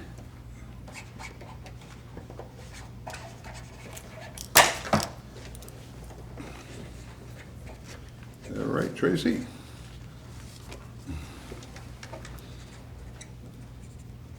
While he's doing that, we got to Andy Olinsky, Mount Prospect. Well, it's to Andy the Sultan. Oh, I'm sorry. I thought I got you. we'll pass that down. But I'm glad that he's going to have some time there because this is very interesting. This is the first that I can recall that somebody ordered while we're live because they want something on the picture that was said. during the signing by somebody. So this one's to John Jacobs, Lewisburg, Tennessee. To Chief, the monkey passed me the doobie. It will now be immortalized forever. So there you go. There's your hot seller right there. There you go. I think that should Go be figure. a t-shirt. They want silver. Is that silver or black? Oh, black. Silver's right here. Jeez, I need to go take a picture with a monkey too now. Yeah. Update it. The same monkey. This is 30 years later. Yeah, I mean, this could be a whole new angle. Maybe that could be the next Right. Samoan Dynasty shirts in the clothing line. You and the doobie and the monkey. If they want to follow the clothing line or get the information, they can follow that on Instagram, correct? Yeah, just go to Samoan Dynasty Okay. verified page on Facebook. Great. And on Instagram as well, I believe, right? The Samoan Dynasty. The Samoan Dynasty on Instagram. Yeah, and then Samoan Dynasty verified on Facebook. There you go. And we all know that ain't nothing if it's not verified. Here, read him now. All right, so to Chief, the monkey passed me the doobie. There you go, Chief. Immortalized forever. Immortalized. Oh my God! All right, the next couple ones are. I think we just stumbled onto something. I think you did too. Our next 8x10 that's gonna go viral is us with a monkey. I love it. Next up, we got Joseph Sanchez in New Mexico. Red Joseph. signature. All right, shout Couple out to solo Joseph. shots. Rikishi with the Intercontinental Championship. The monkey gets the bid. I put the heat on the monkey and he got over it. Right? Adam We Pop. get them all over, brother. There you go.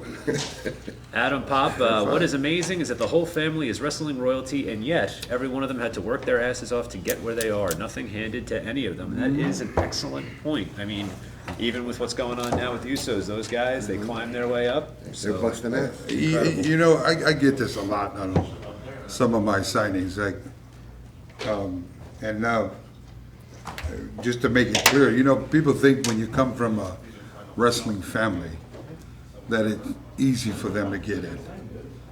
That, you know, they just open the door for them, the next person to come in. That's not what happened with this family. You know, we were all like, if you were not as good as those that came before you, or better, then leave it alone. You know, so the same teachings from our uncles passed down to us, you know, our generation here, passed down to the kids, you know, today. You know, it's the same teaching that goes on. And they say, why is it there so many of you? I said, I have no idea. I think, you know, for one thing, I know that everyone loves it. They love the industry, they love, you know, competition, everything about that is because as we were kids, we grew up around it. Now our kids, you know, seeing us, they grew up around it. You know, so I think that domino effect of that, there's a lot of pressure. I know we had pressure coming up, you know, underneath our uncles, like, damn it, you know, they were good, yeah. like real good, like you made me believe, I was scared, like how they played, you know, their part on TV, you were really scared of them. To piggyback off what you just said, though, did you have those apprehensions with your boys? Because you were talking about going to WCW.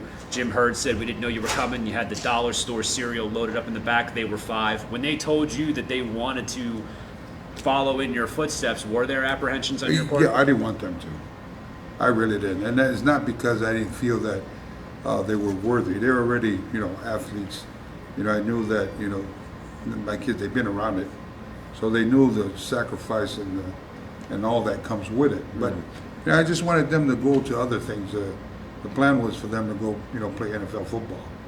And we had it planned out to where at 45 I was going to retire. And then go just, you know, get an RV and just, you know, take time now to go support the kids and watch their game. And, you know, somewhere there, you know, as kids grow up, they think they, you know, they know it. Yeah. And it's not the plan what it is, but, you know, when they said they wanted to follow into the family business, I said, well, you know, then that's your choice. But you're going to find out now why, you know, I come home and just drop my bags and ask you to pick up my bags from the door because I can't make it to the bedroom. You know, the day ins, the day outs being stored, you know, the pounding on your body. And so I wanted them to, if they're going to come into the business, make sure they're smart the ins and outs of the industry. you know, and learn how to work, learn how to perfect your craft. And nowadays it's very difficult because with, you know, all these videos on Instagram, and you can't slip up. No. You know, you slip up and just everything can kind of go out the window, what you worked hard for. But for us, God forbid you had a camera in the locker room, you'd get your ass beat because it was kayfabe. Absolutely. We just didn't play yet, you know. We didn't even, you know, you couldn't ride together if you were a heel or babyface running an angle together. So it was that strict. But now it's just a different story. So they're doing good. No, to say the least. Their college education came to play, you know, so they're, you know, understanding how to work this politicking. Great. Next up, we got Lucille Duraco. Lucille Okay. Duraco. 80swrestlingcon.com. Get those orders in. We are going to be here with the Headshrinkers till 10 p.m. I believe the store will be open till around 9:30 or so. 80swrestlingcon.com. You know, I want to take this time, too, to thank all the fans here for tuning in. You know, through the years now with social media, you know, we see a lot of you guys that have been following our pages on Instagram, the Samoan Dynasty family and the legacy. And we appreciate it. You know, it's a beautiful thing that we can come online and to be able to have these virtual signings, you know, to be able to, you know, we see you, read your comments, and of course you guys get to see us. And thank you for all the support throughout the years, man. It really means a lot to us. Yeah, I think it's also been great. I mean, because now that things are opening back up and getting back to normal after the year-long pandemic, these virtual signings give people another opportunity to just, you know, sit home, relax. They can have Monday Night Raw on the TV, and they could have you on their phones or their tablets, so it's pretty cool. Next up, we got Jan from France for Rikishi with the Intercontinental title. Right. To Jan. Francais. Parlez-vous français?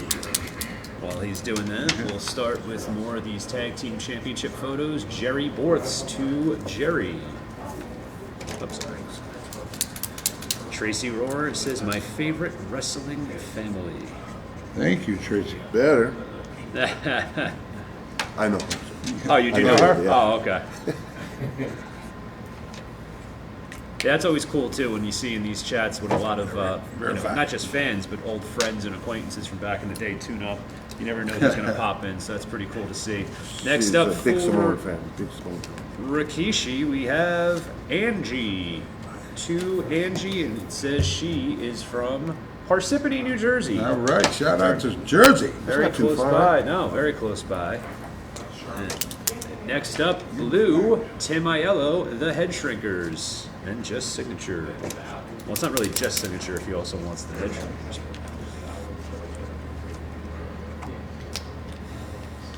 I understand why you want them black, but black. Don't know when they get To Angie. I like this blue one. So. Yeah, I didn't know that one about. Apparently a big fan of Blue. It's a big page. What? It's a big page. When you check the page and they're like $75, they'll send you 10. Oh. All righty. Verified. Roll. Blue. All right. Let's do this. Next up, Jim Newbert, also close by in Fairlawn, New Jersey. So Blue, just signature, and tag team champions. Ian, do we have a few minutes before we get to the mail-ins yet, or no? Yeah, we still have some more. Okay, can you just spill it to me for a second? I'll be right back. Sure, I'll be right back, gentlemen. All righty. You're verified. And we have one for Rikishi. This is Craig Southall from UK in black, just signature, and a stink face he wants on this one. All right. I don't know if we can physically put a stink face on it. Just But- on the back, Oh, scratch and sniff on the back. Right? That's awesome. Well, here we go. We got one here for you, Sam. This is for Terry Mathis. Red, just your signature, and Headshrinkers on that, please. Isn't that the beaver? Right. Isn't it? All right. The beaver that showed the Black. beaver. Remember that show when we was growing up? Oh, leave it to Beaver. Yeah, what was his name? Chin stick. Okay. I Oh, thought it Terry was Terry Mathis. Mathis as the beaver. Yep, As the beaver. Yep, as the Beaver. I didn't pick up on that. I'm a TV guy. You think I would have picked up on that one? Showing our age. Yeah, right. I got more 80s TV shows, actually. Right. Give me a little taxi or a little what's happening, I'm happy. Yeah, we got one here from Mike Costello of the Headshrinkers. Just signatures in black, please. All right.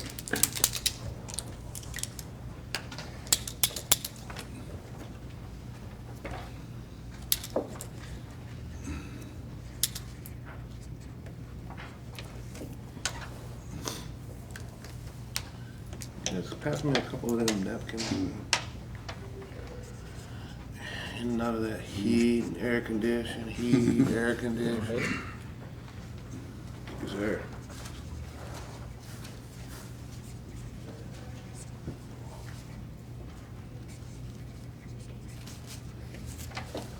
All right. And we have one here for Don B. from New York. We got it in blue, just signatures and WWF Tag Team Champions. All right.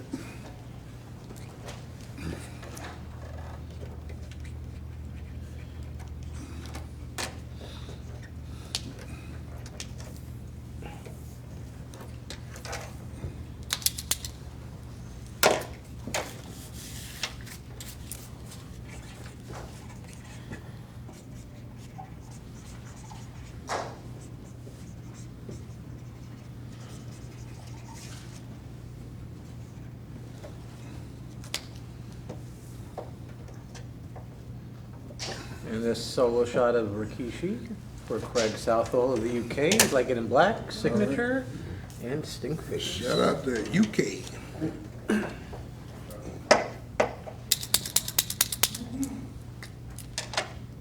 We got some more coming up too. Look at that. What do we got here? Red and black. Red and black.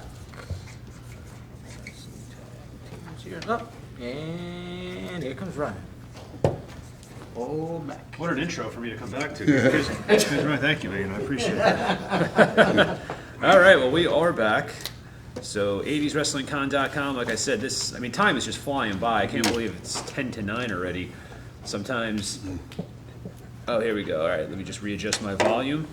You're having too much fun. Yeah, I am. I'm enjoying myself. Tracy Velez says, "Hey, Rikishi, you should show up on SmackDown this Friday." What the hell? Just get on the plane. And Yeah, what the hell? What the hell, Tracy? You go with me. You've paid your dues. Just show up when you want. Next up, we got Kelly G in New York. Kelly G. Yeah, I wouldn't be shocked. I don't have any inside information, but if we wouldn't be seeing more of these gentlemen, I won't be surprised, because right now I feel that the whole head of the table storyline is by far the best stuff they have going on TV Sure. right now. Yeah, it's some exciting TV, you know. It's good to be able to see the family, the boys, on top of their game. Yeah. You know what I mean? And, hopefully I look forward to see where the storyline goes. You know, there's a lot of us out here. There are. You There know? really are. And I think it's also perfect timing, too, because I was a big fan of the Young Rock sitcom on NBC, which I've said this to several of the talent that we've had. With everything that's gone on in wrestling over the last, 30 years or so, it's great to finally see it getting some positive mainstream attention. Yes. A heartwarming family comedy. It's just not something you would expect, because a lot of times people want to focus on the negative. The negative is usually what sells. So to see a show like that, that's a love letter to the business. Yeah. Yeah. And, You appreciate things like that. Yeah. Too, 'cause there's so many things that, like, independent wrestling is a good way to say it. Like, one company could not train their wrestlers to be anything, and they could just be the horrible, drizzling shits. And then another company, they could do everything they wanted, did everything right, everything perfect, train their students right. But when this company messes up, it's not this company, it's those wrestlers. yes. Those wrestlers did this again. So that's why he said what he says is best. If you ain't in it, get out. If you ain't in it right for the right reason, get out, because you're not doing nothing but hurting the business for everybody else. That's has it in their heart. That's busting their ass to get somewhere. Just don't waste time. Yeah. You know, if especially you don't mine. love it, if you don't love, and this in general for everything, wrestling has taught us to adapt in general in life. Yeah. If you don't love anything, man, get out. You can't get back time. Exactly. You can't get wasted time, man. Just go find something you're passionate about and put 110% in there. Be the hardest worker in the room, harder than the next person that's there.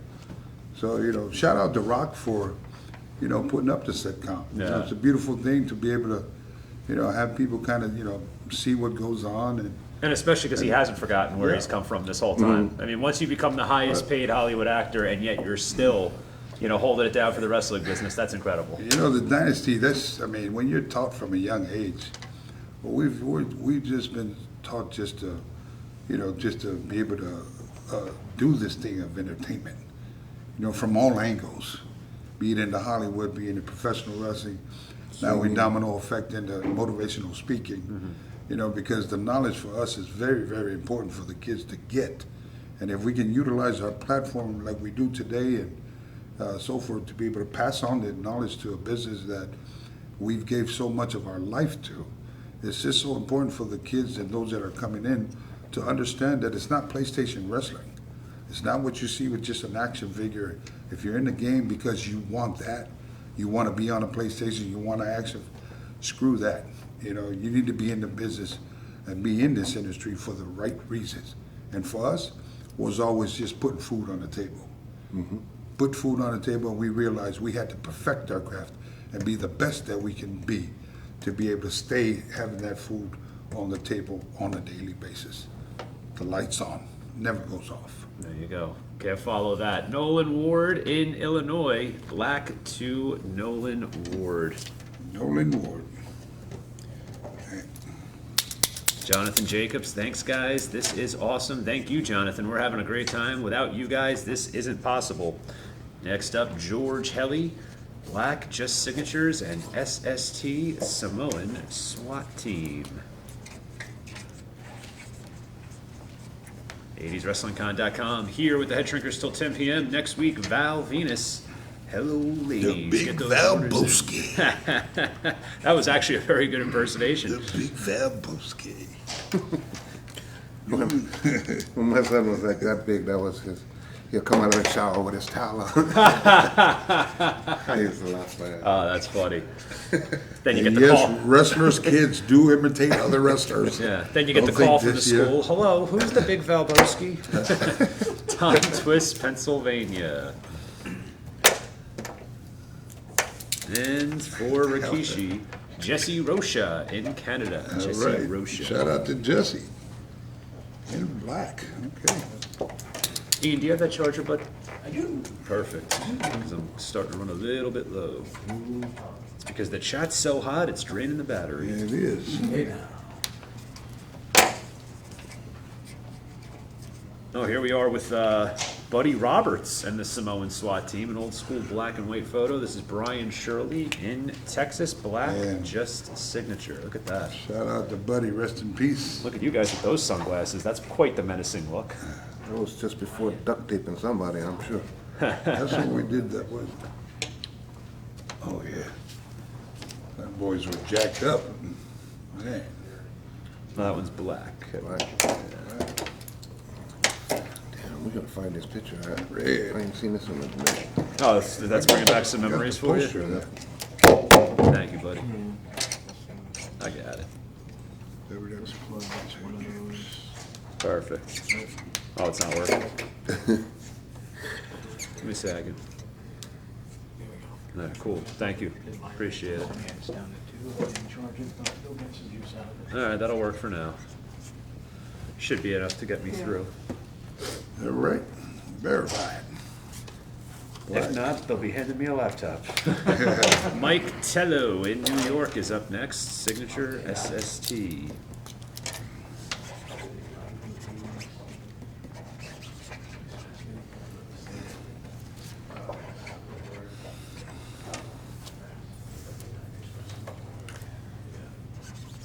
Special announcement just coming through. Tonight only, we have Hakeem appearing at our store, The Wrestling Collector, this All right. Sunday. You can order a combo photo of him and Slick tonight only. And we can hold the photo and have Slick sign it for his signing tonight only, 80swrestlingcon.com. So we have Slick coming up for a virtual signing, but Hakeem is going to be in store, Stockholm, New Jersey, at The Wrestling Collector this Sunday. So if you order tonight, You can get it from Hakeem this Sunday, and we'll hold on to it for you for the Slickster when he's coming up for his personal signing. 80swrestlingcon.com for all the upcoming signings. Chico M in Boston. Is the M short for the man? Chico M in Boston. Black just signature.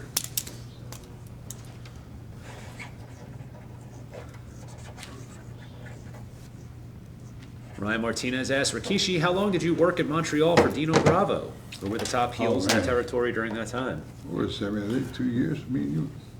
2 years. Oh, both these together worked for Dino. Yeah. But he was babyface. I was heel. I was 19, 18. I was a top heel. Did you ask for the top heel? He said, yeah, he goes, who were the top heels in the He territory during was, that he time? was the top heel. Me, and And, Steve Strong. yeah. Was it Dino Bravo, and then Rick Martel, me, Dan Crawford. Oh, wow. Dan Crawford. Oh, the Long Riders were there too. Yeah, right? there's Yeah. some great names right there. Yeah. Look at this photo, just signature Samu, SST, Paul Kelly. Looks like, is that one of the, no, that's not one of the Road Warriors. Is it? Yeah. Is that holding up? Yeah, it is. Animal. It looks like Road Warrior Animal. And the Midnight Express in the background, Stan Lane and beautiful Bobby. Carlos Caballero says, visit the Wrestling Collector LLC. Absolutely, follow them on follow them on Instagram at the Wrestling Collector LLC. After a while, all these plugs just start to run together. I apologize. All right, Paul Cannon, he wants red, just signature, Hall of Fame. Paul Cannon. 2015.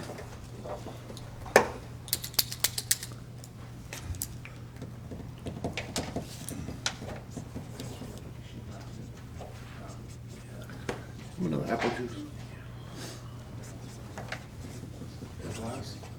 Yes. All right, Paul, you're verified. Next up, we got Nick Cannon. I don't know if that's the one who was married to Mariah Carey, but There you go. They're all here maybe. tonight. Nick Cannon for Rikishi. Yeah, in say hello to silver. Mariah.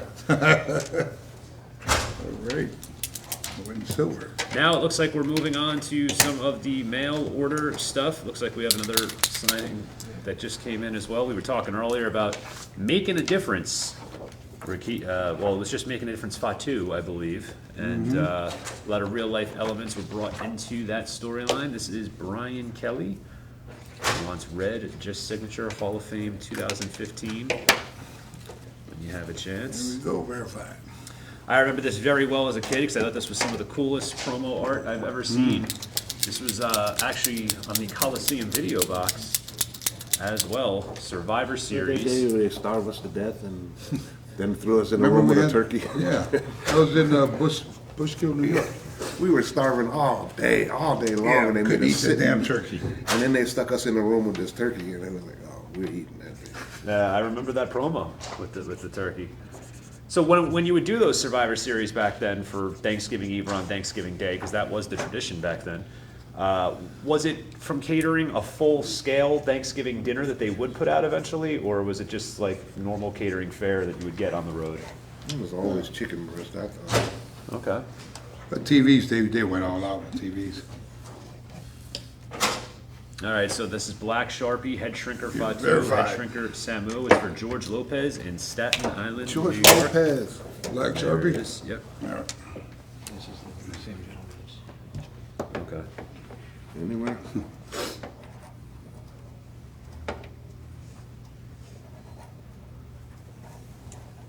There's some authentic there, posters there. My writing ain't as good as his, so I gotta. And my handwriting bit is longer. atrocious, so don't feel bad.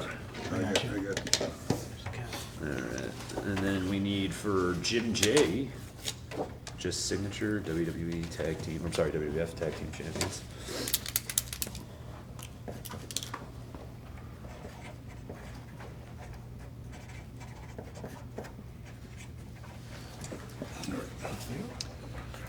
verified.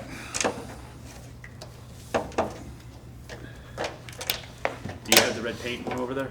They got red paint pens. All right.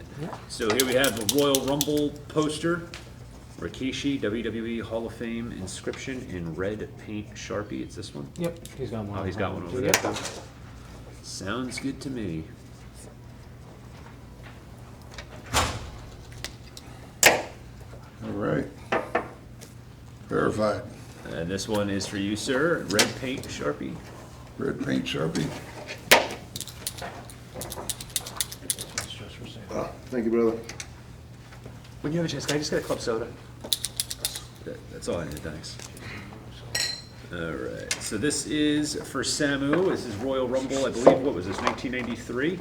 Bret Hart defending the title against Razor Ramon, and of course the 30-man Royal Rumble match with just Samu in silver. Yep.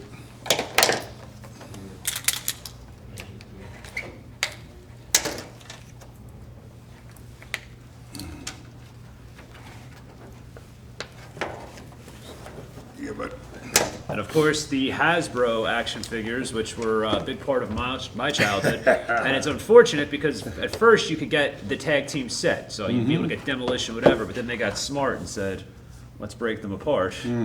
So Fatu solo and Samu solo. White, just signed Headshrinker Samu. White, just signed Headshrinker Fatu. I'm sure these are worth a pretty penny. Of course, I played with mine. I didn't keep them in boxes like a smart collector would. Yeah, I know. We know, Ian. We know. Have to hear about it every damn week. We get it. I'm just busting your chops. This is my favorite part of the evening, though, when we get into some of this fan sent-in stuff, because, of course, brings back a lot of memories, and also just get to be in awe of how well some of this stuff has been kept over the years. yep. So here we have the Hall of Champions, Rikishi Intercontinental Champion action figure. 20 years ago today is when he won that Intercontinental title, and it's commemorated forever in this great action figure made by Mattel.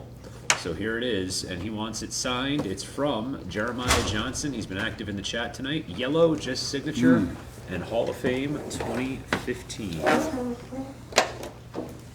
out to Jeremiah. Thank you so much, I appreciate it. Thank you very much.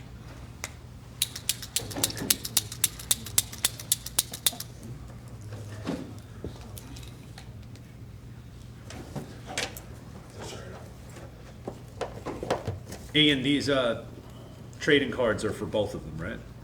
They want, because, well, I know, it just says just signature, but some are different, so these are all for both of them, Yes. right? Okay. Front, back, does it matter? Verified. All right, so gentlemen, these are some assorted trading cards. Headshrinkers right here. Blue, these are all from Andy Hammerlin. Yep.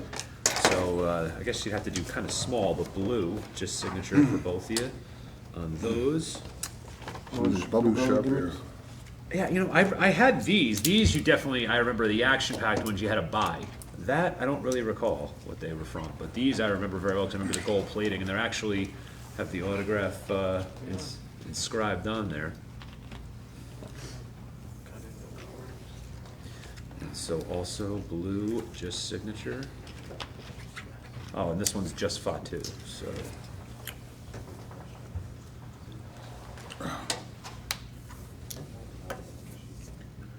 Carlos Caballero says, still remembers Samu and the punishing diving headbutts to the outside on WWF TV in 1994. Thank you. All right.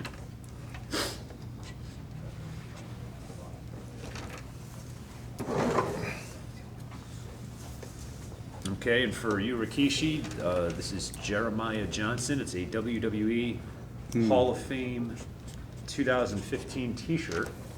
Black paint pen, just signature.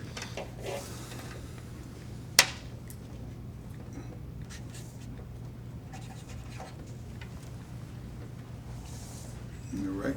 Alrighty, there you go. Black paint. Black paint pen, yes, sir.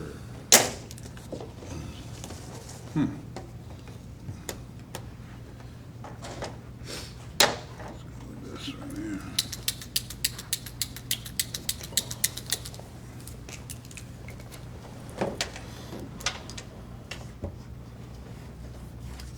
Up next, Sean McBride, Headshrinkers.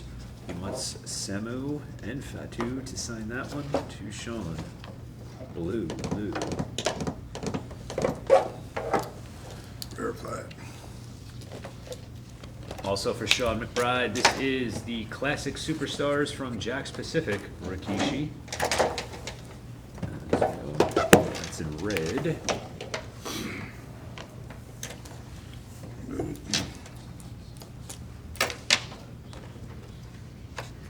Ryan Egan says, thanks Samu and Fatu, you're both legends. Love the Headshrinkers in the early 90s. Thank you, man. Appreciate you. Oh, look.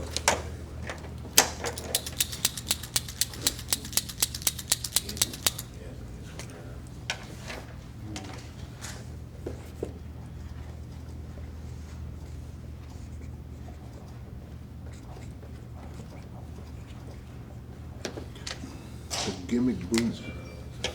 Yep, well, you never know what people are going to send in. Verified. Up next, we got the WrestleMania 17 Rikishi action figure, Bryant Newell, Jackson, Tennessee. Of course, this one is highlighting the moneymaker right there in the box. Back that ass up There you go, Bryant Newell in Jackson, Tennessee. in black.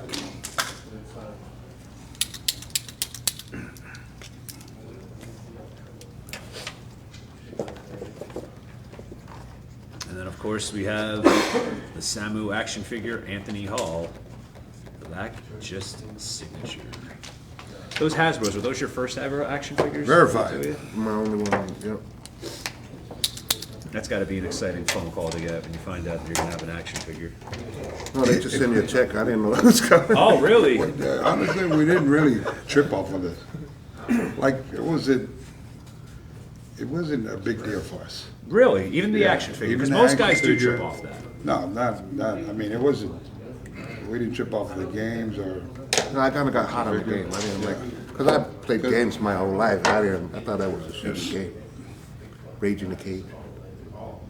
you signed Yeah, that this was one on the down? Sega CD, I believe, right? Yeah, I think You signed that on the left? Did I fuck it up? Where's it at? Oh, okay. Yeah, You want it over there too? I'll sign it both ways. there you go. It's got a double right there. double mint While he's doing that, Rikishi, we have for you from Adam Muro. It's the other Intercontinental Champion Elite. So what happened? You put it in the Rage in the Cage, saw yourself play. Gotta be careful when I said played Oh, yeah, as yourself. I couldn't work. I couldn't kick no one's ass, and I kept getting beat up. Oh, yeah. So, So I was like, fuck this game. Ryan Egan in Canton, Ohio. Silver, just signature.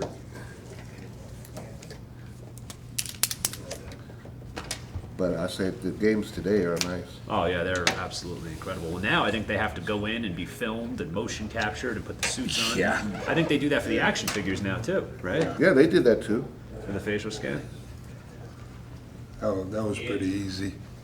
You just stand in the booth and stand on this, something like this, and it just turns around itself and just do different moves, you know. Yeah, that's cool. That was harder for us than wrestling. Right? It's like, don't move, now Yeah. do another action. Yeah, being directed by You somebody know. who's never been in a ring before. Corey Walker says the real tragedy is Rage in a Cage had no Royal Rumble mode. They wanted silver. You red and me silver? Ryan Egan says met Rikishi at Steel City Con, but having both of them here highlighted of Hey. Monday. I need another one of these. This is supposed to be silver. Never mind. I'll go score in that silver. What are you guys putting in my apple juice? Apples. Yeah, I'll just give you that. There you go, a little trace over. Yeah. There you go. All right, next up, Don Mills, Lee Street, Williamstown, North Carolina. Signature. That's what I'm reading the sign. Red, blue. I'm telling you, it gets after a I while. learned my lesson. Like,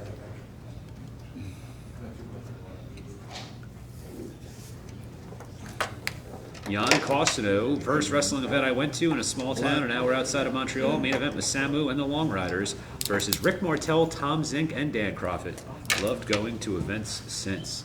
That's what's I think really amazing. We've had a lot of guys that have worked the territories for these signings, but so many of these guys, fans rather remember you guys from these territory days. I mean, we're hearing more from fans of wrestling in Montreal, and it's really that's got to be a nice thing for you to Yeah. realize you made that much of an impact.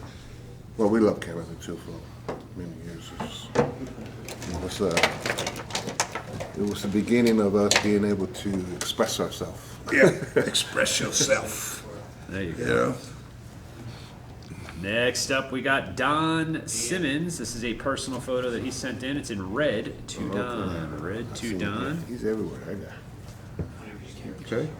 Oh, okay. Is it red? This is a redo, silver, just signature. I knew that was coming. You're done.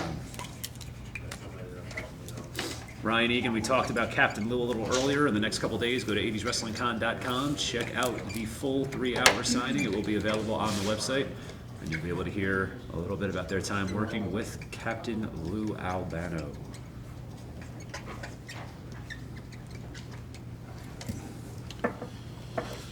All right, done. Verified. Right there. Silver? I hope so. Look at that now. Oh, how cool is this?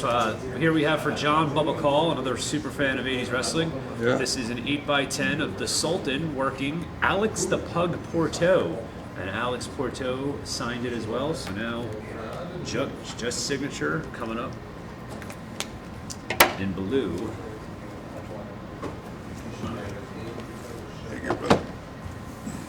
Is that the same bathroom I used? This closest one? In blue? 80swrestlingcon.com. Get those orders in. I believe you still have another 10 to 15 minutes to get those orders in. We've moved on to the mail-in orders, but you can still place your order for an 8x10, 80swrestlingcon.com. Don't forget, we're back next Monday with Val Venus, August 22nd, Virtual Mania 2. Great lineup, including Mark Henry, D'Lo Brown, the Headbangers, Mosh, and Thrasher. So 80swrestlingcon.com. Next up, we have Anthony Nigel. Red, just signature, Hall of Fame 2015. Too cool. We're getting kind of like crowded here. Let's get. No, I'm just gonna leave that. Oh, perfect. All right, great, thank you. In just a little bit, we will be having a live auction taking place. We got a couple different items that are going to be up for grabs in this live auction. We're going to have a WWE turnbuckle, which is being signed by both Rikishi, Fatu, and Samu. We have a wrestling boot that's going to be signed. And then I don't know what that last one is. It just says Rikishi on it. Oh, magazine. Oh, the magazine. Rikishi Magazine, World of Wrestling. Okay, good to know. Up next, Nicholas Da Silva, yellow, just signature, and back that ass up. All right, shout out to WWE Nicholas. Hall of Fame 2015. Carlos Caballero says, vibrant memory of Rikishi and Too Cool rocking the house in Wildwood, NJ for ISPW. There you go.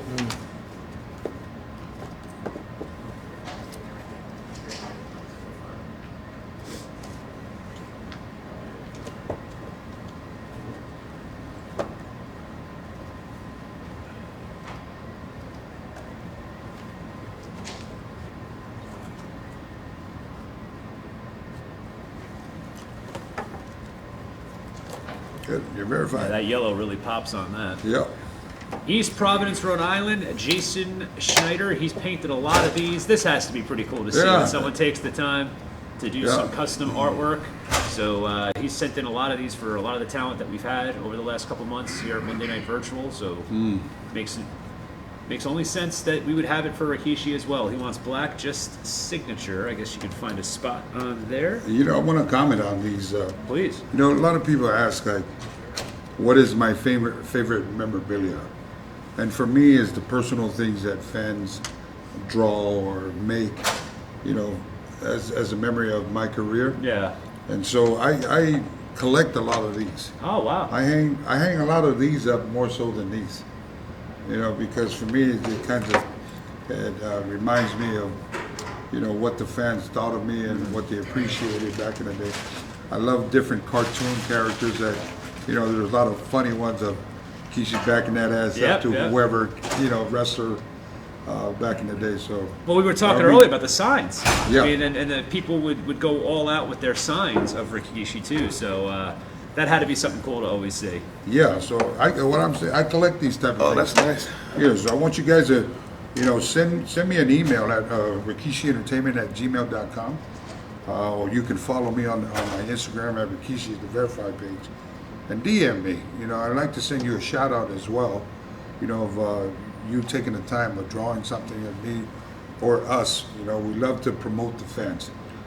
Just the least we can do is just to send them a shout out.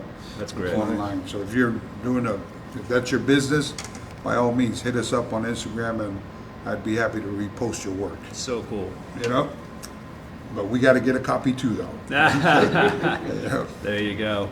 All right. Here This we is have in- for Samu, Anthony in D. black. Simone, silver, just signature right there. I'll just pass it on top of him right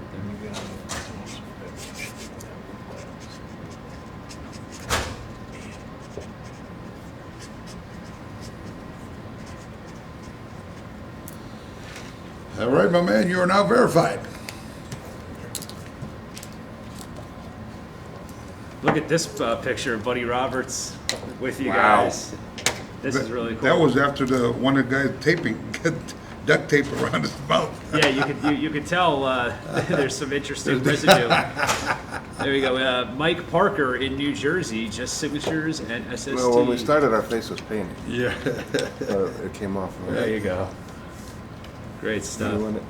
Craig Wilbur asks, will there be a live auction tonight? Yes, we have a turnbuckle, we have a boot, and we have a Rikishi magazine. All will be Alright. up for grabs in just a little bit. Hey, dude, can I take a video of all that before we send it up? Right.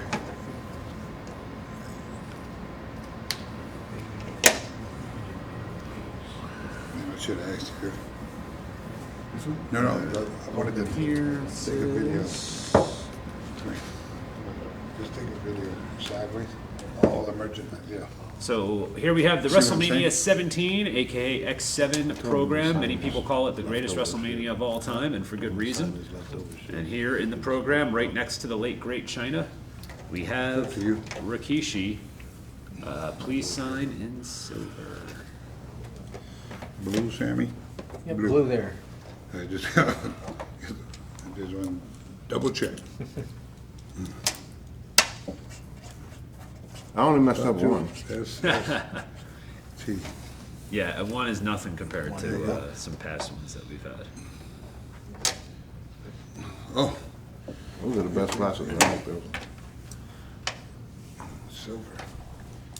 All right, buddy, thank you. Silver. How about you want to maybe go around that way and do that with them? So this way we don't have to What do you need? What color? silver. Silver, we use Silver the, Sharpie? Yeah, I'm always just extra careful with the mail and stuff because that's hard to do do-overs on. So I like to have Ian just explain it to you. This way, if God forbid there's a mistake, we can blame him. There you go, pal, better try.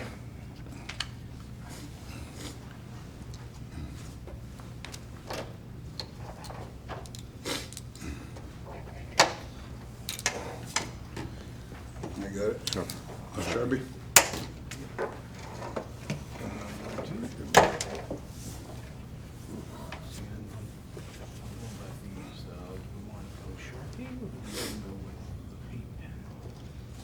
For the turnbuckle? Yeah, Oh, yeah. Sharpie. Yeah, I feel like the paint pen might not be. Yeah, I think it might bleed through. So a couple of my students showed up with those boots. I said, are you serious? It's going to last 5 minutes. What's the longest you ever got? Well, you didn't really wear the boots. You were always right. barefoot. I tried it once. That was it. Took them off, never put them back. Alan Sambrook in the United Kingdom, an old school WWF turnbuckle, silver, just signed the Headshrinkers, Samu and Fatu. Silver. Go with the, Samuel. Sharper? Yeah, please. Or am I shaking it?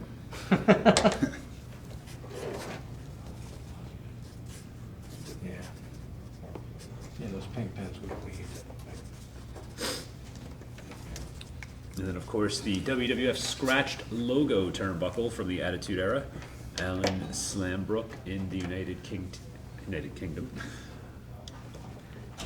That's Rikishi, just signature and Hall of Fame 2015. And then do we go right into the live auction or do you have more Oh, stuff? we got more stuff. We got books. Oh, what? No, I didn't know if you wanted to go into the auction now. or- No. Sir, I'm going through thank all you, this Bill. right now. Is that what's left of the mail-in or? Mail-in. All right, here we go. We got the chairs, and we got the big Neil's picture in the back there. And All right. titles. Sorry, didn't mean to do that. We go down. Yeah, I mean for that Great. stuff, maybe it's best to go We're gonna around. use that one right there, please. Red? Yes, please. Carlos Caballero, thank you, 80s Wrestling, for What a does the tremendous paint bleed in presentation it? tonight. I Bleed think it on would the- like bleed all the, you know.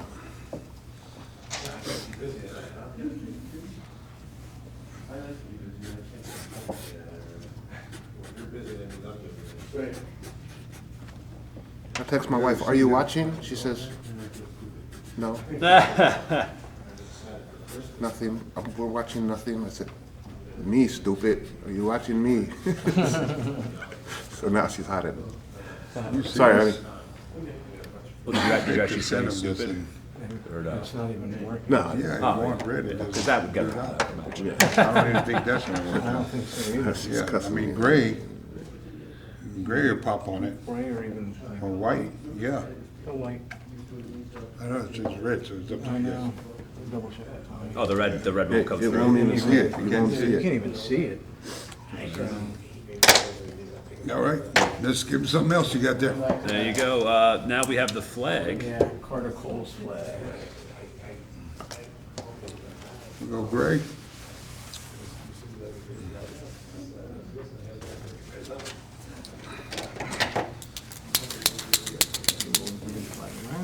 Hey, There you go. What juice? Okay. Yep. That's it, cut your number. It's cut off. Put it up here. Cut him off, cut him off. Yeah, no drinking on the job. I heard you was sound like $3,000. Yeah, that's it. Let's find the spot. I'll go right here. What do you think? Okay. That's where I'm going. Or wherever you want.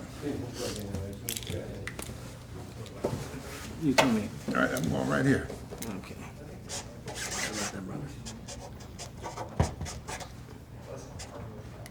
All right, you guys have yourselves about 5 minutes left to get orders in at the store Yeah, if we can also do. before we move on to the live auction. We're working on the mail-in orders, but you can still get those 8x10s in. Don't also forget that Hakeem, the African Dream, is going to be appearing at the Wrestling Collector this Sunday, tonight only. If you order a combo photo of him, he'll sign it this Sunday at the Wrestling Collector, and then when we have Slick for our Monday Night Virtual, we'll have him sign that same photo before sending it back to you. And that's a very rare opportunity to be able to have a photo of One Man Gang, aka Hakeem, White and with silver. the Slickster. So take advantage of that by going to 80swrestlingcon.com. Clean up aisle 5, says Carlos Caballero. Thanks to Ian Levy. Yeah. Eon's spilling things all over. Yep. Well, you know, There what, it as is. long as he doesn't drop the pizzas on the way here, because then he'd be demoted. Okay. Jacqueline Bergers in Brant, Missouri. Jacqueline, silver. It's 2 Eli, though. 2 Eli for That's Rikishi. way out there. To Eli. Eli. Shout out to Eli. 80swrestlingcon.com. Get those orders in. I usually tend to ask all the talent that we have for each of these signings about 2 specific men that I'm a big fan of. And I always ask about any personal experiences that you may have had when it comes to ribs from Owen Hart or Mr. Perfect Kurt Hennig. 2 guys known for being practical jokers. Do either of you have any stories where you were victims of or privy to any of their legendary ribs? We were never victims. I can But imagine. we were witnesses a couple times. I won't tell.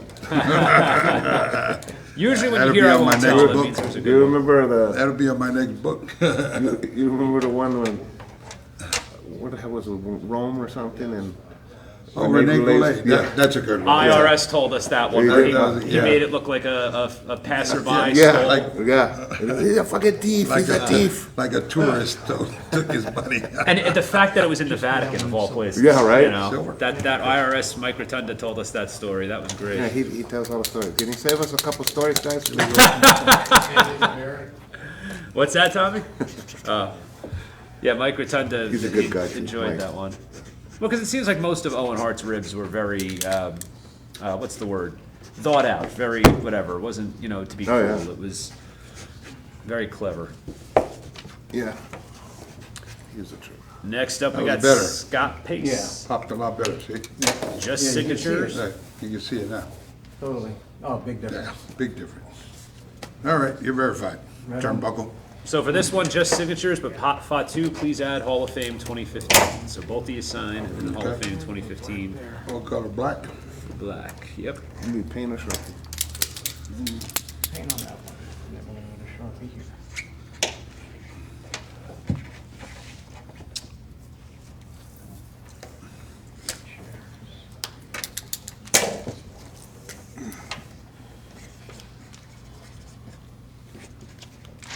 That live auction will be coming up in just a few minutes, so make sure you hang tight. You want to just knock all those out at once? Yeah. Just- All right. That's just enough to let it go. yeah, you want to just go. Yep. So here come the cavalcade of WWE encyclopedias. Yeah. That's for sure. All right. The Verified. first one is Dana Smith, and these are actually going to be for Samu to sign. We're going to do black Sharpie. Sign below. Yep. I'm in there, four times.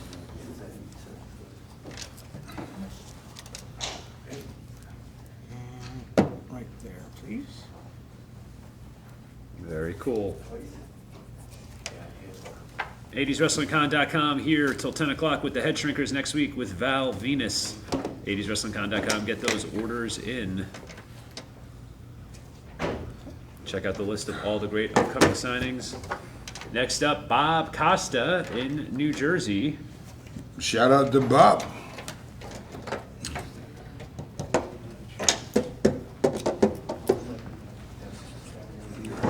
Good time.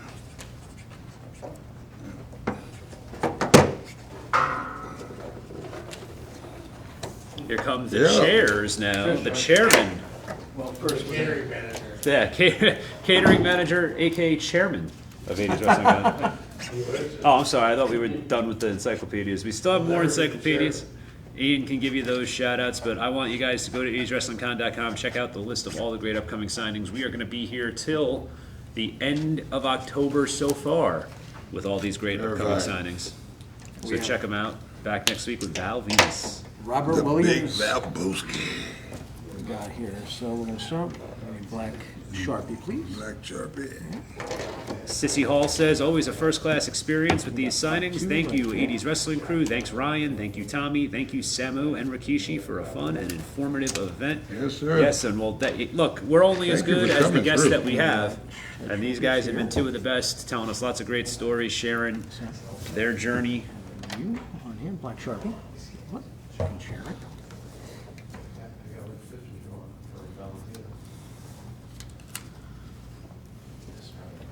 Over here, please, someone. And we're over here with the Sultan. There you go. All right, you're verified. Two down. Number 3, we have Dennis S. from Newton, New Jersey. Dennis. Dennis, S. what's up, good? Newton, New Jersey. We got Headshrinkers.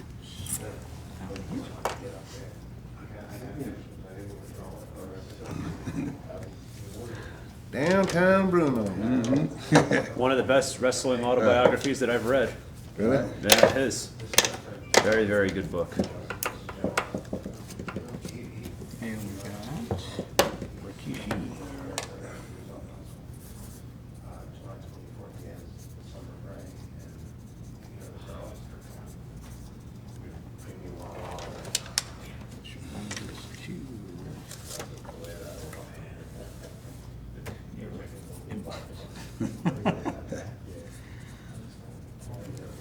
And finally, we have the Sultan. Easy, Baba. Carter Cole. Carter Cole. Encyclopedia. Carter. Shout out to Carter. Fatu. Yep. And right here, Headshrinkers. There you go. Got to have every gimmick be represented. Right. It's a Samu. Start with the magazine. Yeah. Oh, you still got to do the chairs, right? Yep, chairs, and we got the big picture behind All right, so if you guys are hanging out with us, we have a couple of heavy items that need to get moved right now. We're doing the encyclopedia, then we're going to do the chairs, then we're going to do the big poster, and then we're going to move on to our live auction. We have a couple items up for grabs tonight, 3 to be exact. They're both going to be signed by We're up here, gentlemen. Samu and Fatu. So just bear with us a few minutes while we get some of this heavy stuff moved, and then we're going to be moving on to the live auction for you. I don't have my normal time person here this week, so I'm going to have one of the gentlemen hold the... Sultan. Oh, I got other things I gotta do. All right, he's got to... You're verified. Ryan, the other Ryan. Yeah, I mean, one of the 5 people can figure it out, I'm sure. And we have the big picture here for Emil Menard. Emil Menard, our actual live auction champion, now that we mention it. And if we could make it out like that to Emil #1. Pretty soon he's going to have to start hanging these on the ceiling. He can write that and I'll just sign it. However you want to do it. His writing's better. The guy will appreciate it. You know, you've been very critical of your handwriting so far, and I haven't noticed it. My writing's horrible. Well, mine's really shitty. Yours is bad. If I take 5 minutes on each one, I can pull it off. You guys have been rapid fire with these signatures tonight. Sometimes it's like, you know, Emil. They do sign quick. they do. And they can talk while signing, too, which a lot of people can't do. Thank you.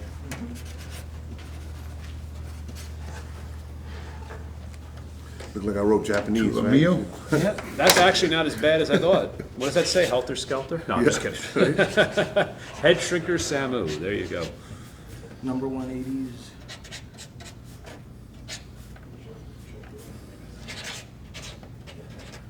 Wrestling fan.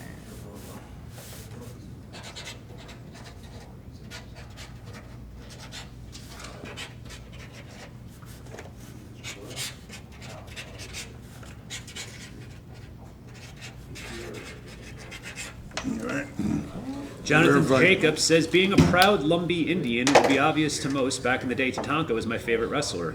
Finally got to meet him a few weeks back and seems to be a great guy. Did you guys ever work with Chris, and how was it? I hope to see him and you guys in the Hall of Fame soon. Most definitely proved your worth and continue to do so with your interactions with the fans. God bless, safe travels. So do you have any, yeah, you worked with Taco was Tatanka. good. Yeah, he was a very good friend of ours back in the day. Very good worker. Good guy behind the scenes. Yeah. Always, you know, professional with his fans. He takes his fans seriously. Yeah. You know, so he come from old school. He was underneath, what was it, Chief Jay Strongbow. Yes, yes. You know, Chief had a lot to do with him to, you know, to prep up his career. Yeah. Always in his ear every time when he come back to critique his matches. Yeah. You know, Chris Chavez, he's a good dude. Yeah, that's awesome. I Good guy. follow him on Facebook, so I see a lot of his posts to this day. I think we worked together with me, you, and Bam Bam versus him. Yeah, 6 man of guns Yeah. and somebody. DiBiase or something, and IRS, I think. IRS was it. Remember? It was a pay-per-view. Bam Bam's another guy that gets Bam brought Bam. up quite a bit. Yeah. I'm close friends with his son Shane, so Oh, okay. where I live on the Jersey Shore. Shout out to Shane if you're watching, son. Your Yeah. dad was a good dude to us. He meant a lot to us. Yeah, and living on the Jersey Shore, especially in that Asbury Park area. I mean, Bam Bam Bigelow and Bruce Springsteen are the 2 names you hear all the time. So, Ready. I have another order that just came in. All right. Jacqueline Burgess, Michigan. It says to Marshall, silver to Marshall. Our show. More apple juice? Yeah. Yeah, somebody stole mine. Someone needs to replace his Marshall. Mott's, please. Mott's.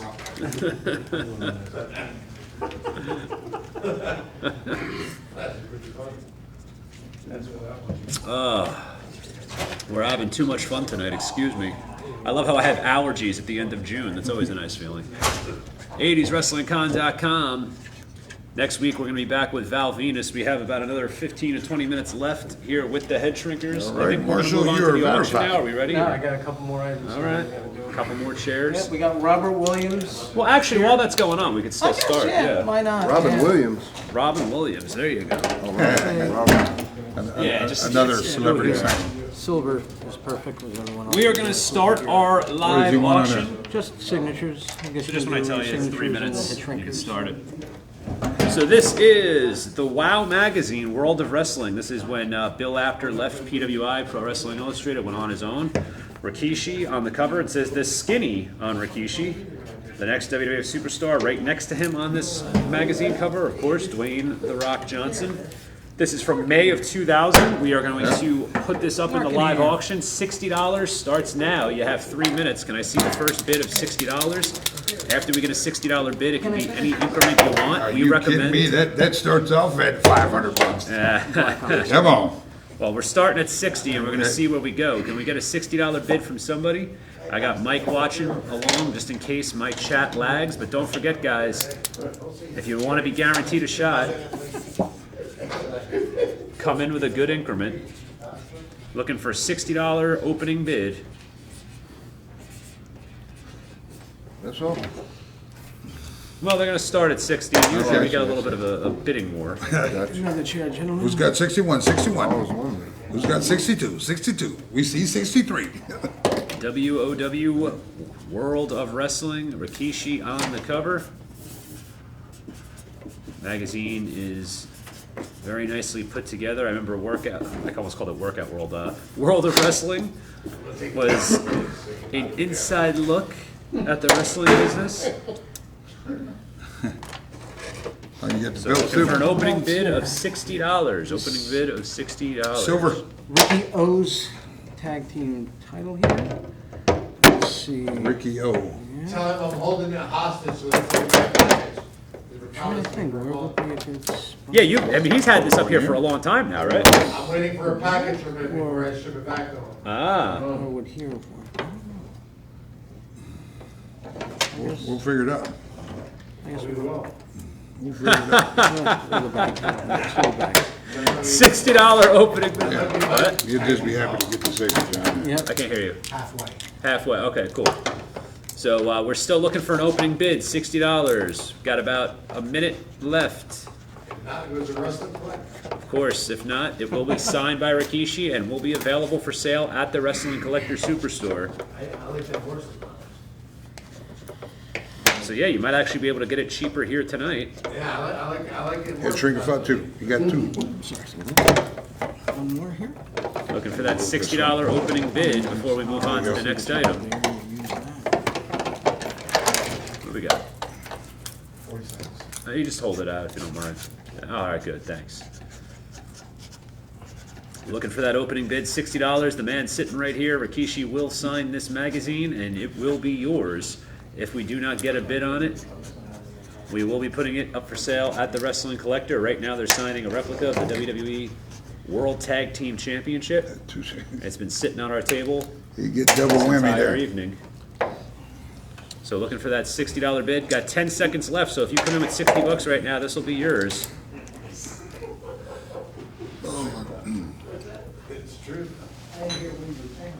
Right? There's nothing coming in that I'm not seeing, right? All right. Sold to the Wrestling Collector. Rikishi, if you'd like to sign that. There you go. We're going to move Lucky Wrestling along to the Collector. next item that we have up for grabs. 3 minutes on the clock. The WWE turnbuckle, which will be signed by both members of the Headshrinkers, Rikishi and Samu. That's This a white. is a WWE turnbuckle. We're going to start this one off at $150, signed by both. 3 minutes on the clock. If you have any last-minute questions or comments, please get them in the chat now. Now would be the time. If you have any questions or memories you'd like to share about the Headshrinkers before we go off the air, now is the time. Verified.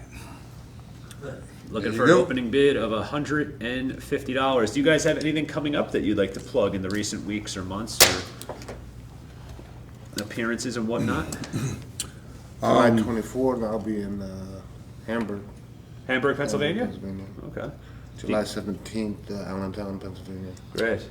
WXWC4, and it's another signing down in Hamburg, the old field house. I love that the field house is still there. That's great. What a historic building for professional wrestling. Wow. Hamburg Field House. What about you, Rikishi? Anything you like to play? I got a few dates in July. I'm actually out there in Chatsworth, California. August, I'll be up in Chicago, Idaho, Iowa, and then on October, Harrisburg, and then in September, I'm up in